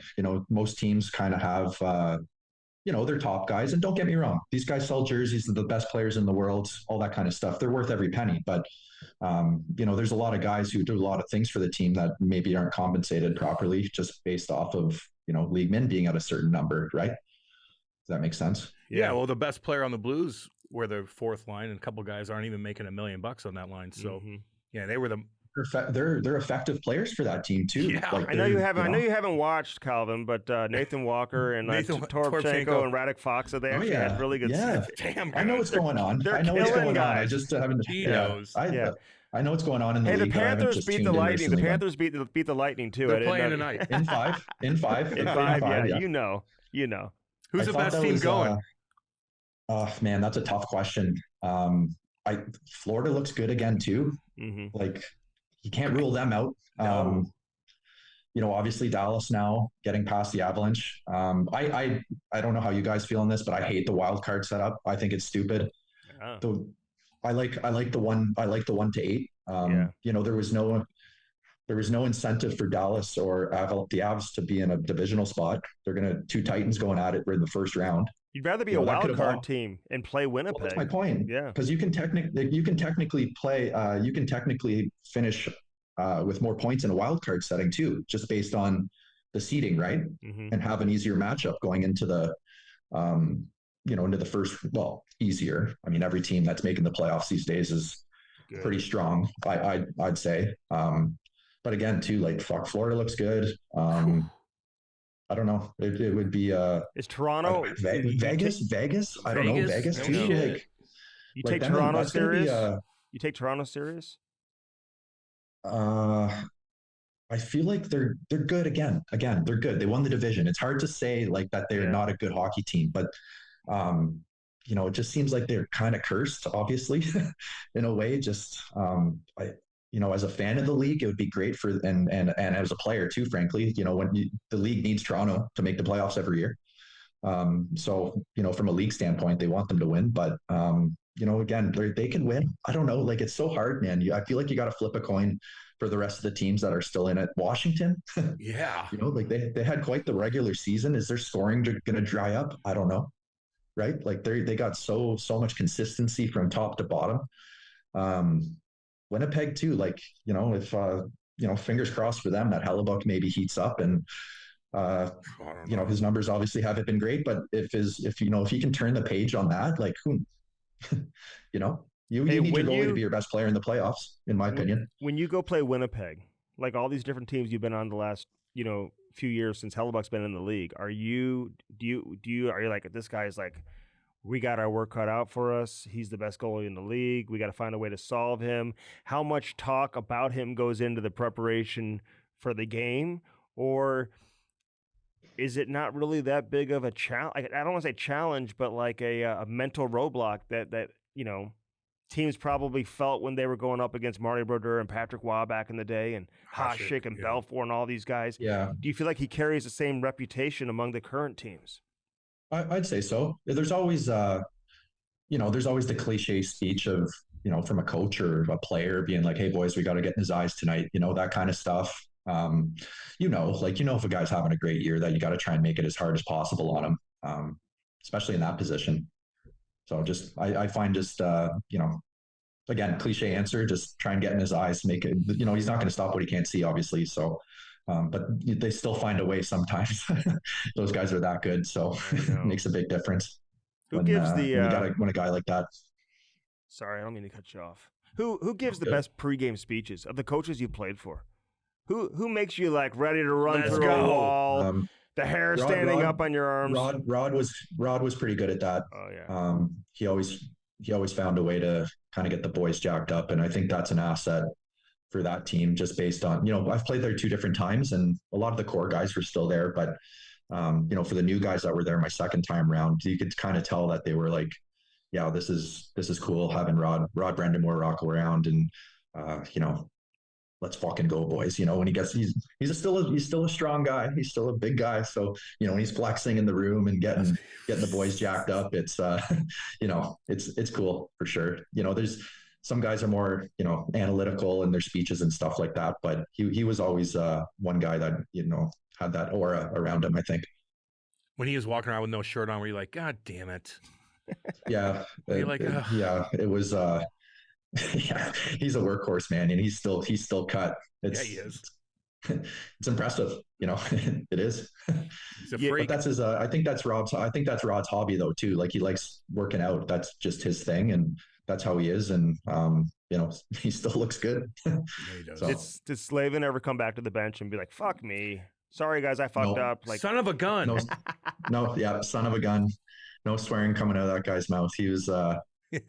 It was funny. He'd always, you could kind of tell he wanted to say it. Maybe sometimes there's a little bit of a slip of the tongue, but it never fully came out. But great player, man. Great guy, great player. Always super nice, down to earth, just great at what he does. And great defenseman. He's a unique player, I think. There's not a lot of it's almost a dying art in a way, that kind of style of play. He's so good at just defending, and he's a great athlete too. Like he's a great athlete off the ice. So that definitely helps him be who he is, I think.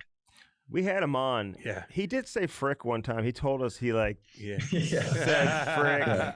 That was the closest he's come to it, but what an unbelievable human being. What a great human. I love seeing him get the acknowledgement that he received from the Four Nations, man. Yeah. Because no one really talks about him, and then all of a sudden he goes there and it's like, yep. Oh my God, he's so good. It's like, yeah, he's been good for a long time, Oh, he just kind of overshadowed playing in a smaller market like Carolina for so long. Now he's starting to get the notoriety a bit, and but I don't want to put words in his mouth, but I think he likes that. Just being himself, and not having to worry about the spotlight too much. But again, great athlete, awesome defender. Just kind of a dying breed almost in a way. What do you tell these young kids, man?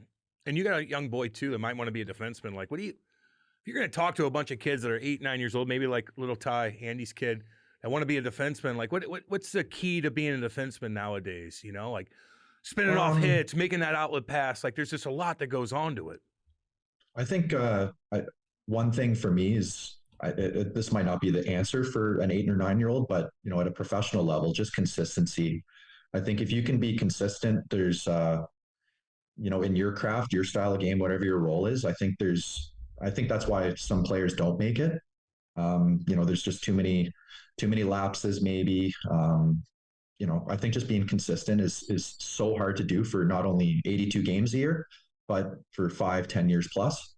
But I think that you still have to, I think that there's, the guys who are, moving pucks and stuff a lot. Okay. So Cale Makar, for instance, I was excited to play with him. I'm like, fuck yeah, I get to see this guy, in the flesh. And he defends hard still, man. Like he works hard. He throws his body around, like he blocks shots. Like I still think that is such an underrated part of the game that is kind of getting forgotten. He's just an all-round good player. Yeah, he puts up 80, 90 points a year, but he's doing a lot on the defensive side that might get overshadowed by his scoring and goal scoring ability. But I still think that you have to really take care of your end first. Should be the primary, your job really as a defenseman. Clearing the front of the net. There's a lot of, like rebound chances against. Like, I still think that's such a huge part of the game, like having the goalie save the first one and then making it his life easy after that and things like that. I still think there's, it's so underrated in our game for sure. So I don't know if that answers the question, but I think just taking care of your own end, honestly. Yeah. Like, I still think everyone's so good now at passing the puck, shooting, scoring, skating. Like that comes naturally for a lot of the defensemen in the NHL and the guys who are starting to come up. But you're starting to see, I find a lot of, it might just be an afterthought about taking care of from your inside your own blue line in a way. So I think that's one thing for sure. Hey, I got to ask you, going back to your Oshawa days, since I'm very familiar with the city after I was there for the last couple of days. Thought you were in Toronto. John Tavares, though, man, was he unreal in junior? Like, oh, yeah. Oh, he was so good. He was nasty. Just crazy, man. Like, obviously, I mean, he's 1,000 points, 1,000 games. Like, he's obviously, Hall of Fame career. He was just that much better back then, though. He was just generational talent at the time. And it was, I was fortunate enough to get to know John and play with John for a few years in New York, because that his game translated right to the NHL pretty seamlessly, especially on some of our teams early on with the Isles. We weren't great. And he was, still putting up 60 points, 70 points a year with, no offense to everyone else, but not a lot of help per se in the scoring department. So he was good in junior, though. It was pretty wild to watch. Does he talk? I mean, is he just like, "Hi, I'm John. How are you?" I mean, is he a little different, like in the locker room? Because when you hear him talking, like, he just seems so robotronic, and just they had to change captaincies. Johnny's he's very he's very obviously just what you said, Cam, just from watching his interviews and stuff. Very calm, calculated guy, but he was always a leader that I looked up to in his work ethic. Like, he's a guy who. He does everything to keep his body in the best shape possible. And he was doing that way, even, he was 20 back in the NHL doing that kind of stuff. And he was almost like a pioneer in in that sense. Cause I was drafted at a time where, guys were like, I remember going to my first training camp in 2009. Some guys were still literally using training camp to get in shape, believe it or not. Like, that wasn't that long ago. Like, it was, they skate a little bit in August, but it's like, okay, camp time, time to get in shape. Now it's like, junior kids are, their season's over and they're back on the ice, a week later. It's just changed so much. It's changed so much. So it's, I think John was kind of almost a pioneer in that sports science field of hockey, because it's changed. Again, it's changed so much, like, sleep, rest, no alcohol, like that, all that kind of stuff has just changed so much in our game. Big time. Recovery is just such a, it's always in the back of your mind. I fall into that too. I have to, if I want to keep playing. Yeah. You have to keep up with the trends. Now, don't get me wrong. I still like to have fun and, go crank a few pints with my buddies and stuff once in a while. But like, I'll go cold turkey here for a couple of weeks, because I just started training this morning. Just to get the body back in shape and get my sleep in order and all that kind of stuff. Flush it out, baby. No, that's good, man. Yeah. Oh, yeah. Damn right. You think it really bothered John the way that he got treated by the Islander fans when he came back? Probably not. I don't know. I don't think that whole thing was just out of control. I don't know. It was stupid. You weren't there then, were you? Well, I left that summer too. I went to Carolina. No one got mad when I left, but we got to make that happen next time you go play there. I want the Islander fans just to give it to you for leaving the Islanders. Yeah, hopefully there's some listening. We hate you, Calvin. Calvin. But it was that whole thing was just blown out of proportion too. It was major shakeup for that organization too, right? Losing their first overall pick. That was whatever, 6, 7, 8 years prior to that. It was the captain at the time too. But again, too, like, I don't fault him. Fuck that. It's our right as a player Exactly. to exercise our right to interview for multiple positions in different organizations. And he took his time, and fuck him. Who cares? Whatever. Exactly. I'm with you. Yeah. Hey, listen, when you made your comment though this year, like you're playing with the Rangers and you're coming off the ice and you are onto the ice and you make the comment to the media, were you thinking that was going to blow up? And Definitely not. And what was the PR staff telling you? Like, I can't believe you said that. You shouldn't. You can't say anything afterwards. Like, because they can be very controlling in New York. Trust me. Like, Sammy Blais got traded to New York the summer when the Blues won the Cup. Like, he's skating in St. Louis every day, and all of a sudden I got a call. Like, he wasn't allowed to come on our podcast because he played for the Rangers. So they can be very controlling. I know how they can be. Well, but what were you thinking the outcome was going to be of when you made that comment to the media? Well, I mean, to be honest, like I was going on the ice and there was no scrum or microphone out either. So I thought I was having a conversation like we're having right now.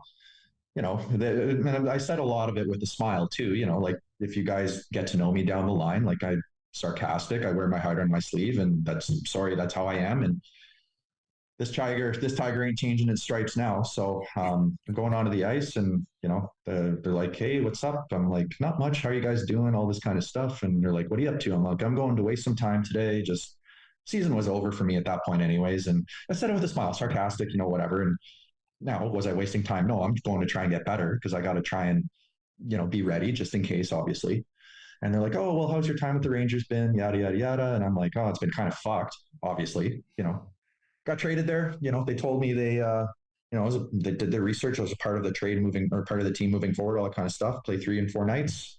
Don't touch after that. Touch the ice after that. So, it was, there's a lot of other factors in that too. I didn't have my family with me for a month and all that kind of crap. And so I think it was just kind of slipped out, and it is what it is. But again, there was no scrum, no nothing. So I thought it was just a candid conversation. And the next thing you know, I had a lot of text messages from friends and family and people being like, "Hey, well done," sticking up for yourself, all this kind of stuff. And I'm like, I have no idea what's going on at this point. And I pull up my Twitter and oh God, shit. Anyways, so it was PR that the team didn't need at the time, obviously. And I called Chris Drury right away, apologized, and told him, obviously how I felt. And the Rangers were good to me. There was not, aside from not playing, it was hard for me to complain. I got to go to some of the best facilities in the world, train. I did my best to, use my time appropriately. I was working out hard as much as I could, and just trying to use the amenities to the best of my abilities. Was it frustrating? Of course, but the checks weren't bouncing at the end of the day, so it could have been a lot worse. It did suck, but. You say that they didn't need that publicity at the time. I disagree with you. Yeah, they do. They need to get called out, man. You're not the only one that called guys out. I mean, Capo Caco, Zach Jones, Truba, fucking Vesey. They got shit going on. I wasn't trying to like ruffle feathers or anything. Yeah. I'm not like that. So it is what it is. But, Chris Drury understands the position I was in. He knew. Obviously, I'm trying to hang on, and I looked at that as almost as a tryout for the rest of the NHL, going into, after the trade deadline. And I'm like, fuck yeah, I'm going to get a chance to play here and all this kind of stuff. And, if they offer me I'm still an employee of the Rangers. So, I hope there's some conversations at some point to see what the future holds with them. Because like I said, I still want to continue playing. So we'll see. It is what it is. Well, you guys, you had a winning record with you in the lineup, right? I think you were 2-0-1. Like you were a plus player. So did you ever go talk to Lavi though, and say, "Hey, what's the deal here?" Like, was that his decision? You think it was coming from upstairs? And did he ever give you a reason as to why you weren't playing? Like, it's 20 consecutive games. God. Like, were you showing up to the rink every day knowing you weren't playing, or were you thinking, okay, maybe today's the day I see my name in the lineup? There was a rotation at some point with some D-men coming in and out of the lineup. And I was like, fuck yeah, I'm ready. Here we go. And my name just never fell into it. And then I kind of knew my season was cooked at that point. You can kind of just feel it as a player too. Like, especially maybe in my role, I'm not, top 2 guy on a team, top 4 even. And I was, you can kind of just feel it around the locker room and had a sense of how things were going to go. And it was just, it was frustrating because I know I know my analytics were good. Like every team in the NHL uses Sport Logic, and some of my Sport Logic numbers are in the things that we struggled in. I thought I could have helped. Especially on the defensive side of things, giving up chances, all that kind of stuff, rebound chances against grade A chances, grade B chances. A lot of my numbers were strong in those categories. And I'm like, fuck, I could probably help the team because we were, I said this in my year-end interview with, in front of the media there. I'm like, I thought we pissed away good goaltending. The fact that Igor Shesterkin had, a 900 save percentage with most shots against, most high danger chances against, most B danger chances against. That's a busy year for him. Like that's a busy year. And the fact that he was, keeping us in games was remarkable. He's a good fucking goalie. Don't get me wrong. Like he's good. Oh, yeah. Like top 5 easily. Like he's really good. Who's better than him? I don't know. Like there's a group I think that of guys really you can kind of flip a coin. Yeah. Him, Vasilevsky, Hellabuck's in there now. Yeah. Got some young guys. Ottinger's looking good, I think. I don't know. I think there's a crop of guys that you can kind of flip a coin for that position in the NHL. He's better than Hellabuck, I'll tell you that right now. I just had to say that. I mean, a little bit, but it is what it is.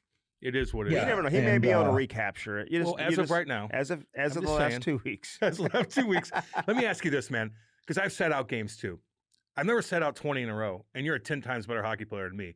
Who was bagging you every day? And did they have any remorse for you? Like, hey man, we're gonna chill. We're in fucking Denver and I'm bagging you in, a mile high elevation. Like did they go easy on you after a while because you're a wily veteran? Like who's bagging you? Well, you know what? Honestly, it was their skills guy, Christian Ramirez, great guy. He was awesome to me. He was great. He was now a lot of the bag skates have changed over the years. It's not so much, go board to board. It's a lot more puck work, and you get to actually shoot pucks. Okay.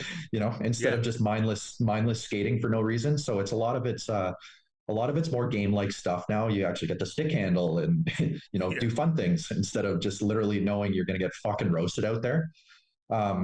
No, they were good. And I told him too, I told him, I'm like, I want to get the work in, why there was days, obviously I'm dragging ass and dragging my bottom lip going to the rink when I wasn't playing, but I tried to use it as a motivational tool too, to, get ready for summer in a way. I kind of felt it, that my name wasn't going to be in the rotation. So I'm like, fuck it, may as well keep going and, try and push as best as possible. But there was days we'd have fun. We were laughing, joking out there. All the guys were out there. We'd always play a crossbar game at the end of skate for who got to pick up pucks. And, I was pretty dominant in that over some of the younger guys. So, Yeah, I love it, man. You got to make the most of the situation. You got to. It just felt like New York had so much drama this year. Did the players have to carry that baggage with them coming to the rink? I mean, just the extra baggage and just the way the team was covered and the uncertainty about the future of the head coach and everything that was going on throughout the course of the year, the captain leaving, Kreider's name being thrown out there as a potential trade. It just seemed like it was just it didn't matter. You guys just were not going to be able to get it together and make the playoffs with everything else that was going on from a distraction standpoint. I feel like guys don't bring that to the rink when it's personal or about your teammates. You know what I mean? I don't think guys are going around the room being like, "Hey, Crides, what's going on? You getting dealt?" All that kind of stuff. I think that's more of a private and respectful thing.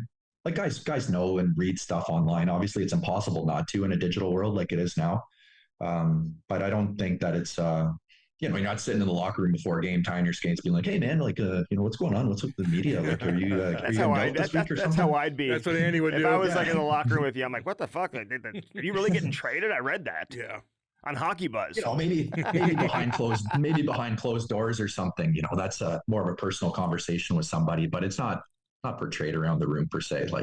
Even when guys read my stuff, it wasn't really talked about in the locker room or anything. No, so really interesting. Well, some guys are like, yeah, well done, fucking right. Exactly. But at the same time, there's still a job to be done, and that's some outside noise that doesn't need to necessarily be there, right?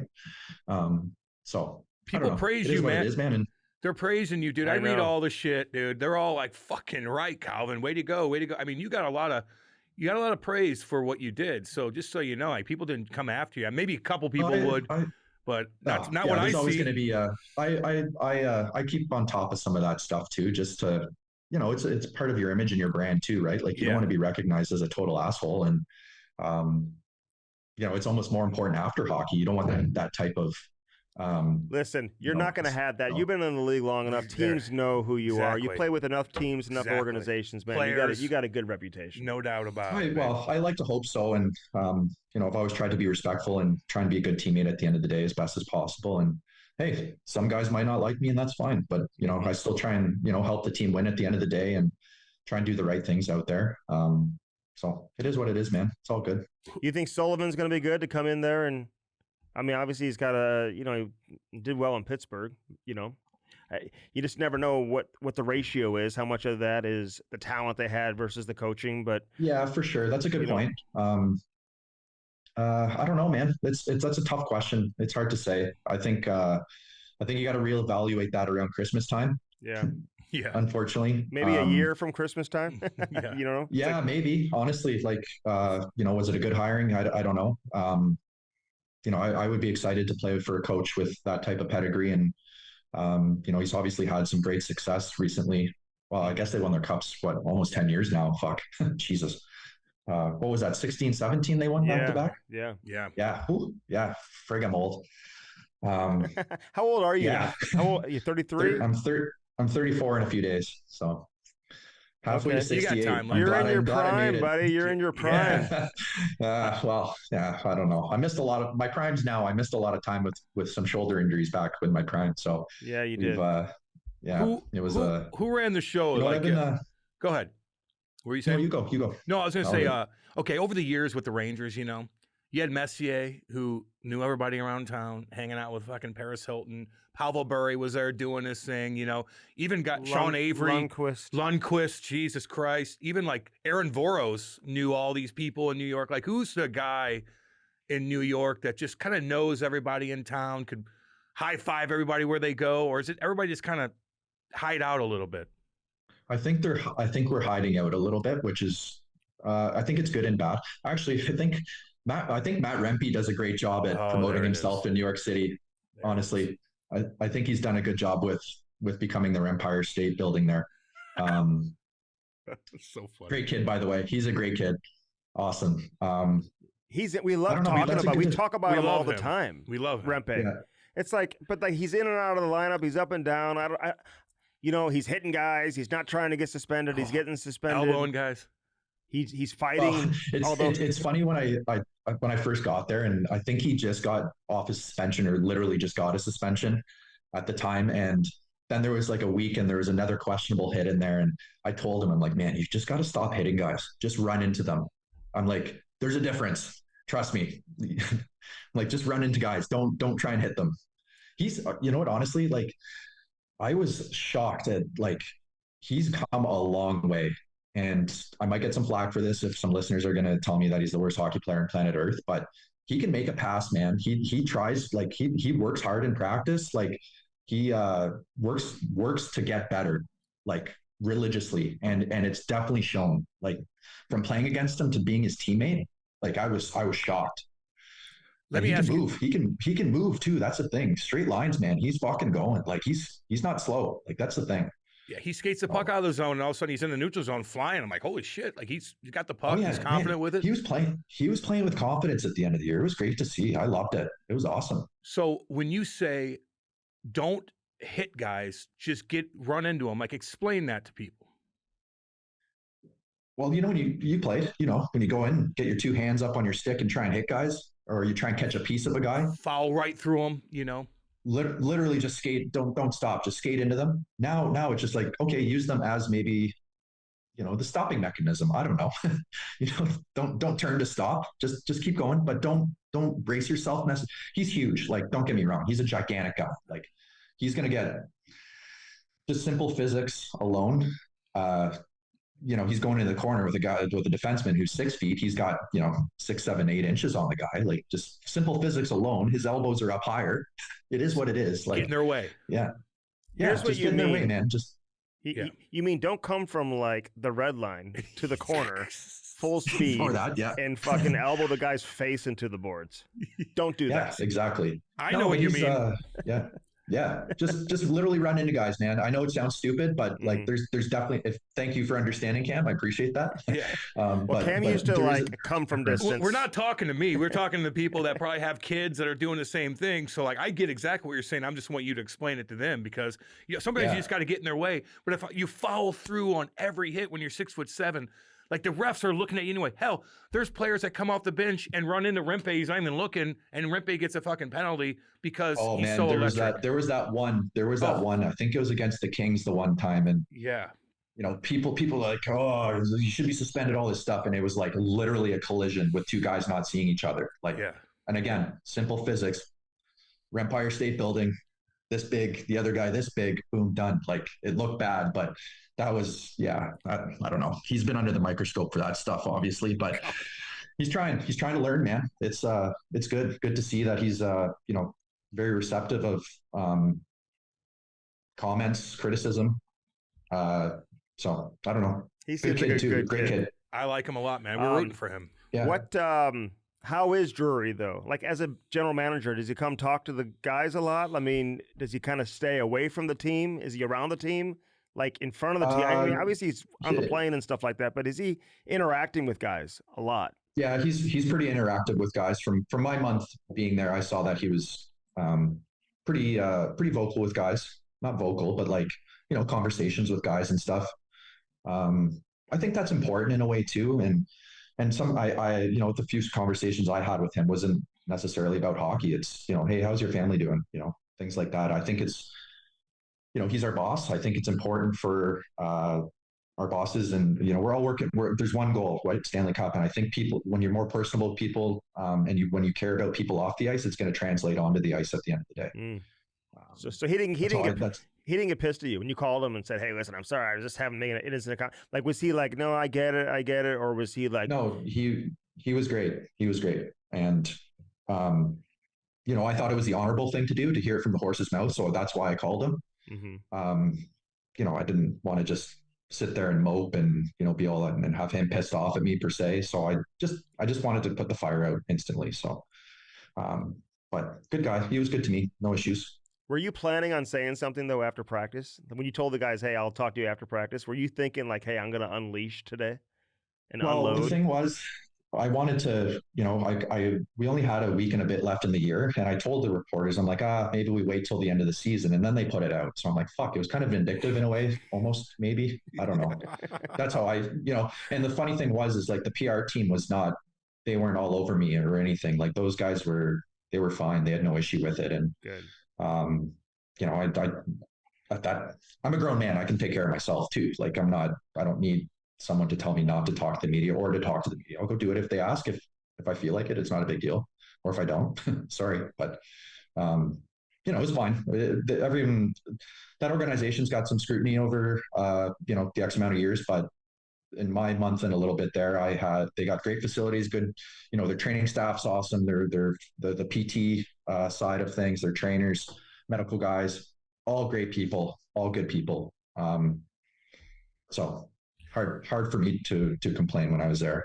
Hey, did you play with Trevor Gillies when he was fucking crushing guys and starting wars on the ice? Were you in that? Were you on the team then? So I played with Gills in Bridgeport. Oh God! When he was up and down a little bit. Why? Well, it's my boy. He's the scariest man alive, and I just remember him just. He just I know he got a cup of coffee up in the NHL, and he ran rapid and did a bunch of crazy stuff. Man, I was wondering if you were a part of that. I always remember the one clip when I think he hit 10 Grady against Pittsburgh, got booted.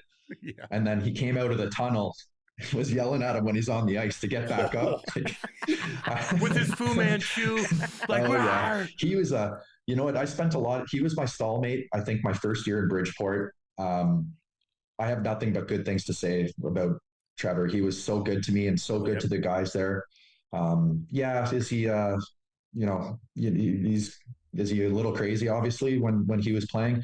No doubt about that. And I think I would hope he would admit that. He does. But just a great guy, man, salt of the earth. Like, just, he was always so good to me. And, the other young guys that were there at the time, and just I don't know, good guy at the end of the day. Yeah, he was a competitor though. No denying that. Like, he knew his role to a T, and, he took care of the young guys in Bridgeport too, for that matter. Anyone ran us or, said something to us, he was the first one there always to stick up for us. It was, he was a great guy, man. And if you're still in contact with him, tell him I say hi and all the best. And he listens. He's okay, great. He's listening to you right now, Calvin. Baby. Go ahead and say hi to Trevor. Say, what's up, Trevor? You call Trevor right now. He'll come down and protect you, baby. That's right. Hey, you play some security. You played with so many great players, though, man. I mean, Kucherov, Patrick Kane. You look at some of the guys in New York. I mean, where else were you? I mean, you talk about, Makar and McKinnon and these guys. Like, who just blew you away? I mean, is it all these guys? I mean, Kaner is a little bit older, but, like, I'm curious what he was like as a teammate. But the Kucherovs, the Points, I mean, all these guys that you play with in Tampa Bay, McKinnon, Makar, like, you've been fortunate to play with some great players. Oh, I'm glad you said that. I have been fortunate. And, I talk to friends, family about this. I'm like, I've been so lucky to play with so much great talent in my career. Like you were saying, it's a scroll, right? I've been so lucky to play on, good teams. And I've been able to play with so many different unique players too. Like, you bring up Kucherov, like, is there a better playmaker in the NHL right now? I don't know. He's so good at what he does, especially as a winger, putting up those types of points. Like, the centermen touch the puck from A to B, right? They break the puck out. They get the puck in the O-zone, right? Like, as a winger, it's a little different. You're kind of standing still on the boards and stuff like that. And, it takes a little bit for you to get up the ice because you have to, catch a rim or something. But what he does, man, he's so good at knowing the next play before the puck's on his stick. Like, he's one-touch passes, man. It's wild. Like, you see it in practice, and then you see it in a game at NHL speed. It's, puck's coming to him and he makes a play instantly, like, bang, bang. And it's like, okay, Braden points on a breakaway now. It's like, it's mind boggling, like, that he just has that God-given talent to execute. Granted, he does work at those things, but, he's just generational talent when it comes to that kind of stuff. Nate McKinnon too, obviously. I was so lucky to play with a guy like that. So dialed off the ice, works hard, dialed on the ice, obviously too. Like, look at how his career trajectory's gone up, right?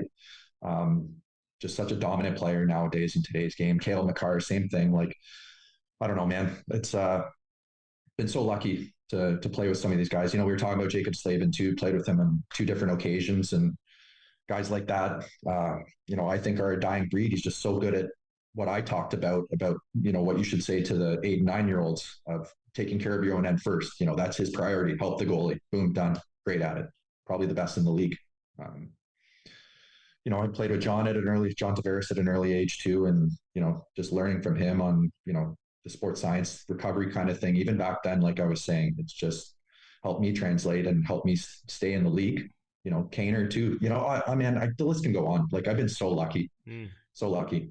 And I don't take that for granted. It's I'm going to look at team photos one day and be like, holy fuck, I was so lucky to play with this guy and that guy. And, my son Wes, when he's fucking 20, might watch old tape of, probably not me, maybe of those guys, and be like, holy shit, like, cool, Dad, you got to play with that guy. That's so cool. I don't know. Oh, yeah. So did McKinnon, so fortunate. McKinnon seems like he's so hardcore, man. Like, did he ever say, I need the fucking puck here? And by the way, you ate a Snickers bar on the plane, and I'm, like, he seems like he's such a health nut. He's keeping everybody in check. Like, was he loud? Did he have to kind of, like, yell at you and tell you different things on the ice? Like, how was he? Yeah, he's obviously intense and wants to win. And I think that's what makes Nate. I think that's, he expects the best out of everybody. He's a great leader in that sense too. I think he's probably changed that organization for the better. Just, we get the best food. The Avalanche have the best food. Things like that. He's done a great job at that and revamping the organization, I think. And again, like, what a player though, man. He's just world-class talent. He does it all, I think. Great. I think he could score more goals. I think he's almost like too unselfish in a way. Yeah. Like he's such a great playmaker. Just, he creates so much space for himself, and I think he could score more goals, to be honest. Yeah. Was I don't know if, Was Delzato walking around with his shirt off? With his shirt off in junior, in tight shorts? I don't remember. Maybe a bit. That was a long time ago now, man. Oh man. I'm trying to think if I can remember. I don't know. Why? Is that a normal thing for him? We just know. Yeah. Oh hell yeah. He was on the Cup team here, man. He's a wheel. We love He's Mike. a wheel. We like hearing about the wheels. He's a wheel for sure. Yeah. What do you want to do? We all know that. We listen. You're going to play another 5 years, no doubt. But what do you want to do afterwards, man? You seem like a smart guy. Would you want to coach? Would you want to be an executive? Like, what do you want to do? I don't know. That's a good question. So, I don't think I'd want to coach pro hockey. I think that it's a lot of travel. Those guys, it's a job. Like these guys work, man. Like it's a lot. I think that would take away a little bit from me now. Like say I retire tomorrow, like that would not be an option. I got a young family. I don't want to be on the road doing all that kind of crap. I don't know. I think the business side of the game would be cool for sure. I think building a team would be fun, I think, but I think about this all the time. I would love to coach junior hockey. I think that would be fun. Hell yeah. I think that would be awesome, being around a junior team. I think it'd be rewarding as a coach or, development or whatever, but just being a part of, seeing kids get drafted and get to the next level and be like, hey, maybe I had an impact on that kid one day, I think that would be really rewarding. So I've thought about that a lot. Talked with my agent a bit about, maybe working with him after hockey, just to stay around the game. I don't know. I started, I don't know how much homework you guys have done or not, but I started a brewery 6.5 years ago with 3 other local guys in my hometown of Carp. So that's been a bit of a passion project while playing, which has been nice because it's something I get to think about on a daily basis versus hockey 24/7. So I've been trying to be as involved as possible in that venture. And it's been fun, man. It's a, learning business. I started playing pro right out of high school, right? I have no experience, no business classes, no university classes. Now that's taught me life lessons, frankly, being a part of Ridge Rock Brewing Company. So it's been a lot of fun. What's it called? Ridge Rock Brewing Company. Ridge Rock. Oh, hell yeah. And so did you know these guys? Look at his hair. Nice. He's got Ridge good Rock, baby. Let me see your hair real quick, Calvin. God damn it. Look at that. Not bad, eh? Minor tan line we played golf on Saturday morning. I got a little tan line going already. It's God, good. You got thick hair. Good for you. That's courtesy of Bill Dhan. He's got a thick head of hair too. Is that your daddy? Yeah. Yeah. So hopefully I keep those genes keep strong. I think it's your grandpa. You might have to give him a shout out. I believe it skips a generation. That's why I curse my grandpas out every goddamn day. So they got their hair still, so that's good. Who do you do? Just random guys? Are they friends of yours from growing up or what? We're all we're all friends. Me and one guy are like that, and then the other 2 guys are all mutual acquaintances from growing up, and we all kind of grew up in the area. And the funny thing about Carp, Ontario, is that there's never been like we're a suburb of I don't even know what the stats would say now of the population, but it's got to be around 2,000 to 4,000 people, maybe little spot, but tiny. Yeah. Never had a consistent local watering hole, let's put it that way, or like a spot to go watch the game, or go on a date with your better half. So when we started the idea, none of us had any experience in restaurants or breweries for that matter.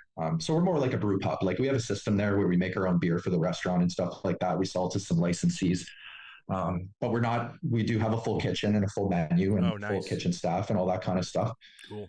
So we had no experience in this, none of us. And we went in blind, and, the lights are still on after 6.5 years. So we've been very fortunate to have a strong community behind us as well.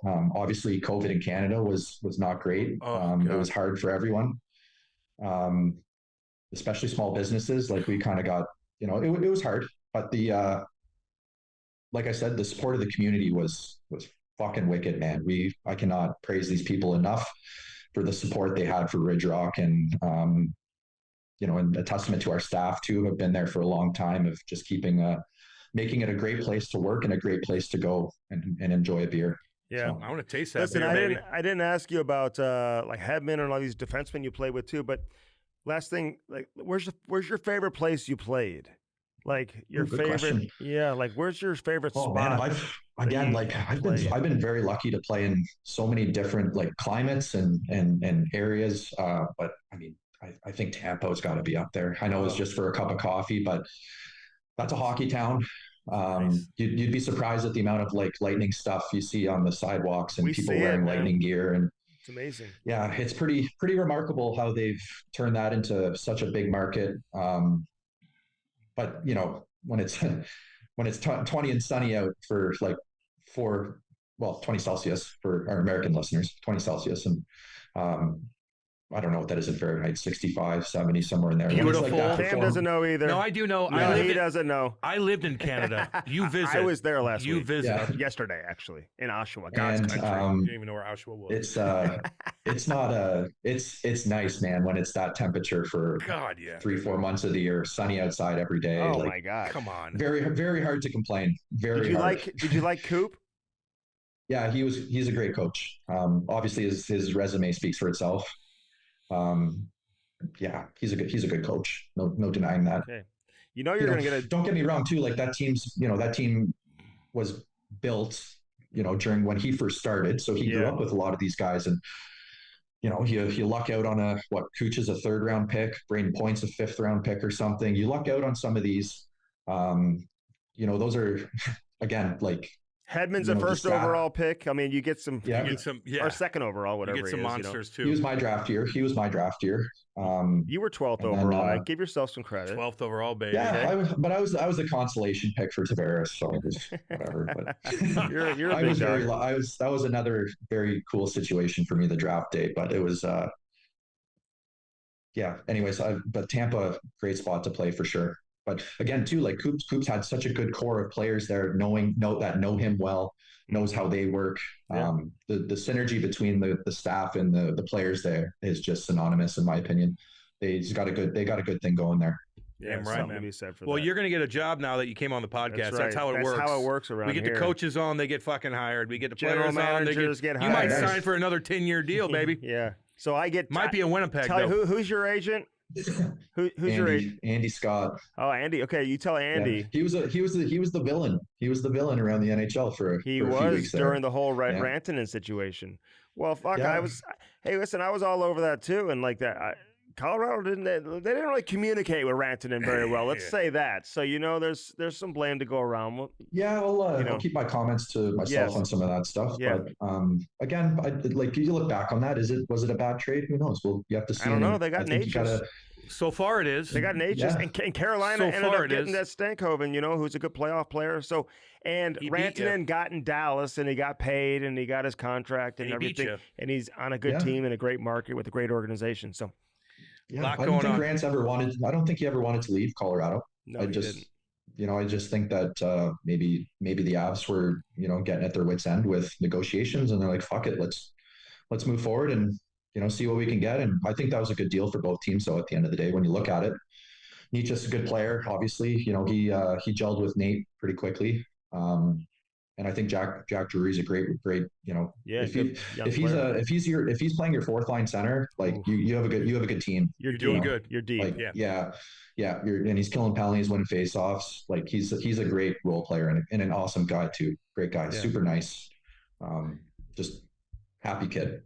All right, listen, enjoy the off season. Go have some Ridge Rocks. Yeah, send us some of that. By the way, yeah, send us some Ridge Rocks. We can drink some here. It's the tariffs, boys. It's going to cost you. Oh shit! I'll talk to Trump. We'll talk to him. I should have picked some up when I was in Oshawa. I don't know why I didn't do that. That's your fault, Andy. That's your fault. Is your cheap ass? Is your jersey retired in Oshawa or no? They retire your No, jersey? I doubt it would be. I did make the quarter century team, which was kind of cool. Oh, that's big. That's cool. Hey, That's that's a big deal. Yeah, it is Yeah. a big deal. Goddamn right. Fuck yeah, it is. I was Fucking proud right. to be a general, man. Hell I yeah. loved it there. It was awesome. Hell yeah. Met my wife. My wife's from the town over, so we met back then, and rest is history. So I spent a lot of time there. It was awesome. All right, man. Calvin, you're the man. All the dude. best, dude. Good luck to you, dude. We're rooting for you, Go man. watch some hockey now. I mean, I know you take a He little bit of is. break, but like we'll He bring you is. back I'm on to coming be an back. analyst. I'm But you got to coming watch back. the Don't worry. games here. Get I back needed, at I it. needed to I needed to decompress a little bit. I get it. I get really, it. really put some time in with the young fella. So No Yeah. shit. It's, Say hi to Wesley and everybody, Yeah, and, I and, will. and good luck with the new baby on the way Good luck, too. buddy. We'll see you, homie. Thanks, boys. All right, Thank you man. for having Thanks me. for- I appreciate it. Thanks got for it, coming man. on. Take See you, care, Calvin. Calvin. See you, No buddy. problem, lads. Have a good one. The Chemistry Podcast is brought to you by Bellman, Behlmann, Bellman Automotive, located where? Troy. Troy, Missouri. Buick GMC on one side of the street, right on the other side, Chrysler Dodge Jeep Ram. Get yourself some new wheels in time for the winter. All right, that was Calvin de Haan on the Chemistry Podcast, man. We wish him the best. Yeah, man. No matter what he chooses to do. Yep. He's a big-time prospect, dude. Yeah, played a lot of games. 12th overall. Yep, it's in New York. Made some money. Made some money. Played juniors with John Tavares, Tony Dehart, a good friend of ours. Oh, nice. Yeah. You know, Oshawa. I was just in Oshawa. That's where I stayed. Oshawa? Yeah. Yeah. I love Oshawa. Andy's been everywhere. Just in Oshawa. When the fuck were you there? Yesterday. Oh, Yeah. I thought you were in Toronto. Oshawa. It's like you fly into Toronto, you drive to Oshawa. Oshawa? It's like flying into St. Louis, but then you go to Eureka. Is it closer to Guelph? Is Toronto closer to Guelph than Oshawa? I don't know. It's like 45 minutes from the airport. Okay, yeah, that's about Guelph too. It's like an hour from downtown. 45 minutes, hour from downtown. Yes, I was in Oshawa. The Big E was there back in the day. Hell yeah. The Big E. Ben Eager played there when I was playing for Windsor. I remember that. Oshawa had a pretty good team. Pretty dang good. You didn't know I was in Toronto? Yeah, I didn't know you were in Oshawa. Yeah. You said Toronto. It is. Are you going to combine everything? Are you going to combine everything? Did you play in the OHL? Are you going to combine every city together? Like, give Oshawa its own fucking. Oshawa. Give them their own fucking city. You mix in Toronto with everything else. How dare you? These poor people in Oshawa are like, we don't live in Toronto. We live in Oshawa. Just like the people in Guelph are like, no, we don't live in Toronto. We live in Guelph. Yeah, so I said I was in Oshawa. You told me you're in Toronto. Then you say you're in Oshawa. Which one is it? I was in Oshawa. I flew into Okay, Toronto. I there was in it is. Toronto. That's all you too. got to say. Yeah. That's all you got to say. I mean, Cam just doesn't even like. I mean, but mix everything together. I'm in St. Louis, Chicago, San Francisco. Boone Jenner. You know, yeah. I looked at all the people. You play with some cool cats, man. You know what I mean? Hell yeah. Play with some cool cats. But we want to give getting Calvin on, man. You know, had to say some things about New York Rangers. Sounds interesting. It's an interesting It's spot. an interesting place to play, man. You know what I mean? It is. Everything about it's unique and different. The Big Apple, you know. So we're just getting unique guys on, man. That's what we do. Get some cats on that have something to say. That's what we like, you know. Andy was in Oshawa. I was in Toronto. I was in Oshawa. I was in Guelph. I was in all St. the Mike. parents are like, get the puck out. Get the puck out there, eh? Well, they might not have Twitter soon in Canada. What are you talking about? The boy you guys elected, Mark Carney, said they want to ban X. Why? Because it's Elon? Because it's evil. It's misinformation. Could you ban? He wants to get to zero carbonation. Could you carbon ban too. X from not being available in Canada? You guys might be in a tough spot in Canada. I talked to a few Canadians. I'm just telling you. Good old boy shit kickers about zero this. carbon. He wants to go zero. How does that work? You all going to drive electric vehicles? Those cold winters, you're going to go zero. How do you know the in fuck are you Canada gonna do that?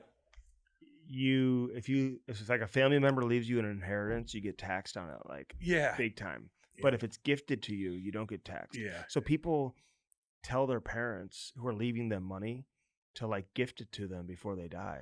Yeah, there's things like that in the U.S. too that you probably have to do. I'm just telling you what's going down. That's what you're worried about in Canada. They're going to delete the biggest platform, social media platform ever that probably 90% of the people use in Canada. You're just going to like delete it so no one has any fucking. Are you out of your fucking So mind? I was just there. Zero carbon I know emissions. a number of things that are going on. You couldn't drive your Audi up there. In a couple years, he wants to go. What are they going to have? Does that mean like I don't know. electric What cars? does that exactly? What does that mean? It means it's going to be so much more expensive for everybody else because you're going to tax on. I should have everything you asked do. my Uber driver about that. You know what I mean? I don't know. He could be good. I don't know. But we all got our problems. We love you up there. We think about you guys, man. So that's all. No big deal. No big deal at all. You know. A lot of the shit kickers. I didn't They realize don't- how much in common I have with a lot of them. Oh, yeah, like what? Toughness, Ladders, tools, tools, outdoorsy, living off the living land. off the land, living off the land. You'll die in a day. Hockey. You'll die in the hockey, fighting. You know, There's kids Ty's age who are rolling out of the rink with big ass protein powder it's fine. containers. I know. God, my dad fucking fed the shit. You didn't out have of me. protein powder. At My 8 dad years fed old. me chicken and steak and fucking pork steak and every Fine, other day. but you didn't have. I put on 20 pounds of muscle. You think just eating steak will put on muscle Yeah. and not fat? God, yeah, man. I put on 20 pounds of muscle in one No, summer. I'm saying like if you're eating other stuff too, because kids will like eat other shit also. I was just eating hardcore stuff, man. It costs money. You don't like, think to it's get me hereditary? that I'm jacked? No, I worked for it. I was working out before everybody else was my age. What were you doing? Working with Rick Wilson, God Oh, rest his yeah. soul. What do you mean? Starting at what time? What age? 15. That's fucking. Everyone works out at 15. Not when I was playing. No. No, 15. That was in the late 90s. Get out of here. Cam's like, I was the first one. I was 18. Never knew anybody else that was had a trainer like I did. My dad went broke because How'd you of know it. Rick? Oh, from Brock? From Brock, and yeah, I And went to Jordy? school with Brock and Jordy. Yeah, nobody was working out, dude. I'm telling you, Mhm. they just weren't. With a personal trainer, I don't know. Jess kept her job. I don't know. Of course she did. It's fine. Now we don't know enough about her. Like it is what it is. It's not But about her. if she's if she's working a power play and it's 23rd, not like, about you her. automatically sign her. I'm just telling you what Seattle said. They fired their coach, and all the assistants is up to the new coach. Dave Lowry except didn't. They announced Jess is coming back. Of course they did. Not the guy that played over 1,000 games. No. Coach for What does he 20 know? What does he know? Nothing against anybody. Of course, Brad another Mhm. specimen, and Mhm. Adam Lowry. What are those? They don't know anything. Mm-hmm. They didn't go through anything. David Carl turned down the Blackhawks job. Nobody even wants to go I saw to that. the Blackhawks. Yeah. I would. Dubious. I would. Doobie. Doobie. What's he going to be up to? How about McKinnon and Crosby are actually playing overseas? Good. How about because they Is just that because good? they love the game. I'd be like, They just fuck want to you. play. Ryan O'Reilly's doing it too. I'd be like, fuck you. Ryan O'Reilly's doing it too. Barry Trotz went from coaching to management. That's a difficult transition. Yeah. But Doobie is not a former player, and either is Kyle Davidson. So it's not uniform. Doesn't mean if you're not a former player, you're automatically a great GM. I'm just saying. I'm just using some examples. No, we get you. Yeah. Okay. Okay. We get you. Marc Bergevin was in Montreal. Made some interesting moves. Made some good moves. Made some interesting moves. It was great when he came on with us. He was awesome. But we'll see. There's a lot of Wasn't Joe Nieuwendyk like a GM at one point? I think Dallas? he was. Calgary. Or Toronto or something. How about Hawley being president? Oh my God. Could you imagine? Dude? I remember Hawley sitting behind me So funny, dude. and like at a like right next to me at a preseason game, Blues versus Dallas. And he's GM of the team. Chirping everybody on Dallas. Killing the entire team. He did it with me too. And I put in my story the next day, if any players of the Dallas Stars want to know what Brett Hall thinks about you, feel free to message me. Because he was crushing everybody. Sometimes he would say, good play, and, Dude, I went to dinner with him, with Chaser, when I was suspended in Dallas. And we all went to dinner with Carbonneau and fucking all those guys. And he's just bashing everybody. And I'm just laughing my ass off. Oh, yeah. Like, Jesus. He's the GM. He's a GM. It's so funny. He knew he was like, fuck, man. Then he gets Avery, and then that fucked up. Like, there's a lot of drama. I know. That I was like fun. Avery's one of my favorites on Twitter, Mm-hmm. social media, Instagram, I should say. That book coming out. Does he? Yeah. Oh, good. It's about like, Won't be tweeting in Canada much longer. won't be tweeting in Canada. I'm going to miss those Canadian tweets. Oh man. Ban and X. For the greater good. All of Canada's happy for Winnipeg. China did that too. All of Canada's happy for Winnipeg. Yeah, they are. They should be. Mhm. Good. They needed something like that, man. Good for Winnipeg. The whiteout. They've got fun fans, I will say. Yeah, that. sure. Everybody's got fun fans, dude. But they didn't deserve to win the series, I don't think. Did they? No. Mm-mm. But they did. I know. That's the first playoff series I can remember in a long time where the Blues lost. And I'm like, how did they lose that series? I know. They're Everybody was so confident much here, man. better. That was a weird buzzkill last night. It really was. Like the home games were so lopsided. I know. Mhm. Yeah, they had a lot of Winnipeg bad just doesn't things have going. a whole lot of depth offensively. You know what I mean? So I don't know where all the goal scoring is going to come from without Scheifele. Unless They're pretty damn good. But well, I guess I shouldn't say that because they have. I'm going off of the series where they didn't have Ehlers in there and yeah, they didn't now they have. got Ehlers and Velarde. And all those. I mean, shit. Firstform.com/Cam&Strick. Use our link. Get that crate and get it today. And get the bars, get the protein powder, get everything you need. Get one of these shirts that Cam has. Their apparel second to none. They're an unbelievable company. They're very disciplined. Mm-hmm. Yeah, if you work there, you're in discipline mode. Yes, for you sure. are. Mm-hmm. And you're under control of I your would life. I'd have my kid work there. Oh, would you? Just to God, learn? Yeah. Hell yeah. Work out all We day. got to bring First Form Nick in studio, though. We're Yeah. going to have all you meet him. Yep. Just he might make us look bad. though. He's gonna make you look not good. Illinois Recovery Center, Swansea, Illinois. Give them a call today. Out there in Reach out Swansea. if anybody needs help. If anybody in your family or anybody close to you needs help, you don't know how to get them help, reach out and we can certainly lead you in the right direction to make that happen as well. Damn right, baby. Illinois Recovery Good Center. people over there. Bolt Sports, improve your game overnight with Bolt Sports. Yep. Stick handling, Gotta keep up with the accuracy, game. all that type of stuff. Keep up with man. everybody else that's doing it. BoltSports.ca. Check out their website. If you got a son or daughter playing hockey, man, summer's about to happen right now. They don't need to be on the ice every single day. They can be practicing in their driveway, Yes, with in their their with their basement. buddies. What are we doing here? Let's go. Come on. You don't need ice, man. No, go to Bolt Sports. Stick handle all Yes. day and have competition with your neighbors. Yes, You know? BoltSports.ca. Check not out their Andy's Instagram neighbors. account. Say hi to Sam. Not Andy's name, huh? Sam. Sam, what's up, baby? Let's go. You know he's proud of his cousin right now. Damn right he is. Yes. Better. Hat launch. Get your customized hats in just 2 weeks. Best quality you're ever going to find. We're going to be doing a lot of video content with them coming up Let's soon go. as well. Let's go. Those are our people So- right there. The best in the business. You want to order new hats? We've sent so many people there to Hat Launch, man, and we'll send more. Reach out to us. If you need hats for your company, for your team, whatever it is, you want to put your logo on a hat, dude, reach out. They're the best. Best customized hats in all of North America. Best source for customized hats anywhere in North America is Hat Launch. True Float, get those coolers. Put your logo on a cooler. Compare the True Float coolers To and Yeti. cups and the heated chairs to Yeti. Yeah. You'll see the difference. You'll see a difference. Yeti is what? Bunch of pansy asses is what they are. True Float, shit kicking Alberta, baby. Let's go. That's what they do, you know. Ty told my wife I used the P word. I said pansy. Pussy? Pansy. Oh. Whatever. Well, no. He heard me say it. No, he was He heard me say it. saying something else. Blue Note Roofing. Pussy? I gave him a call today. Is that what he said? Sometimes I'll say don't play like a pussy, you know. No shit. Is that okay to say? Yeah, you used to be able to say that on the radio. Pussy. Can you not say it anymore? You used to be able to say goddamn on the radio. Don't be a pussy. Don't be a pussy. It's okay. You know. He's almost 9. Like, okay. I'm Like, not I was throwing, I mean. We're not like watching. Like, What are we doing? We're not looking at magazines and stuff like that. I'm just telling him. No, yeah, you're not like, hey, yeah. No, I'm saying don't be a pussy in the corner, man. Yeah, Come out pussy with- willow. come out with the A puck. pussy willow. Come out with the puck. Come on, the puck. That's it. No big deal. Nothing wrong with that. No big deal. TrueFloat.ca. Check out their incredible company. Happy to have them on board. Just like Shilly Plastering. Get plastered this summer with Shilly Plastering. Best in the pool business. You're building a pool. Call Shilly Plastering. Give them today. Look them up. We'll give you all that information. They're just new to the back on board. And we'll get you all that information coming up with Ryan Shilly and company with Shilly Plastering. Blue Note Roofing, 314-920-5713. David Novak, flat out getting it done. Blue Note Roofing, baby. And of course, Bellman, Cam. At Bellman, you get no. Swinging dicks and on that bullshit. Danny, Dale, Kenny. Hells Love no. all y'all. Love all y'all guys, man. We appreciate you guys listening.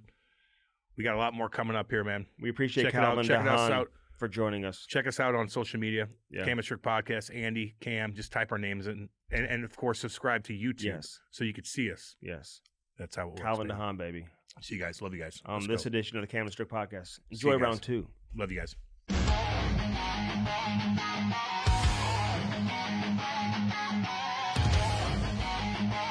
Yerk! Let's go!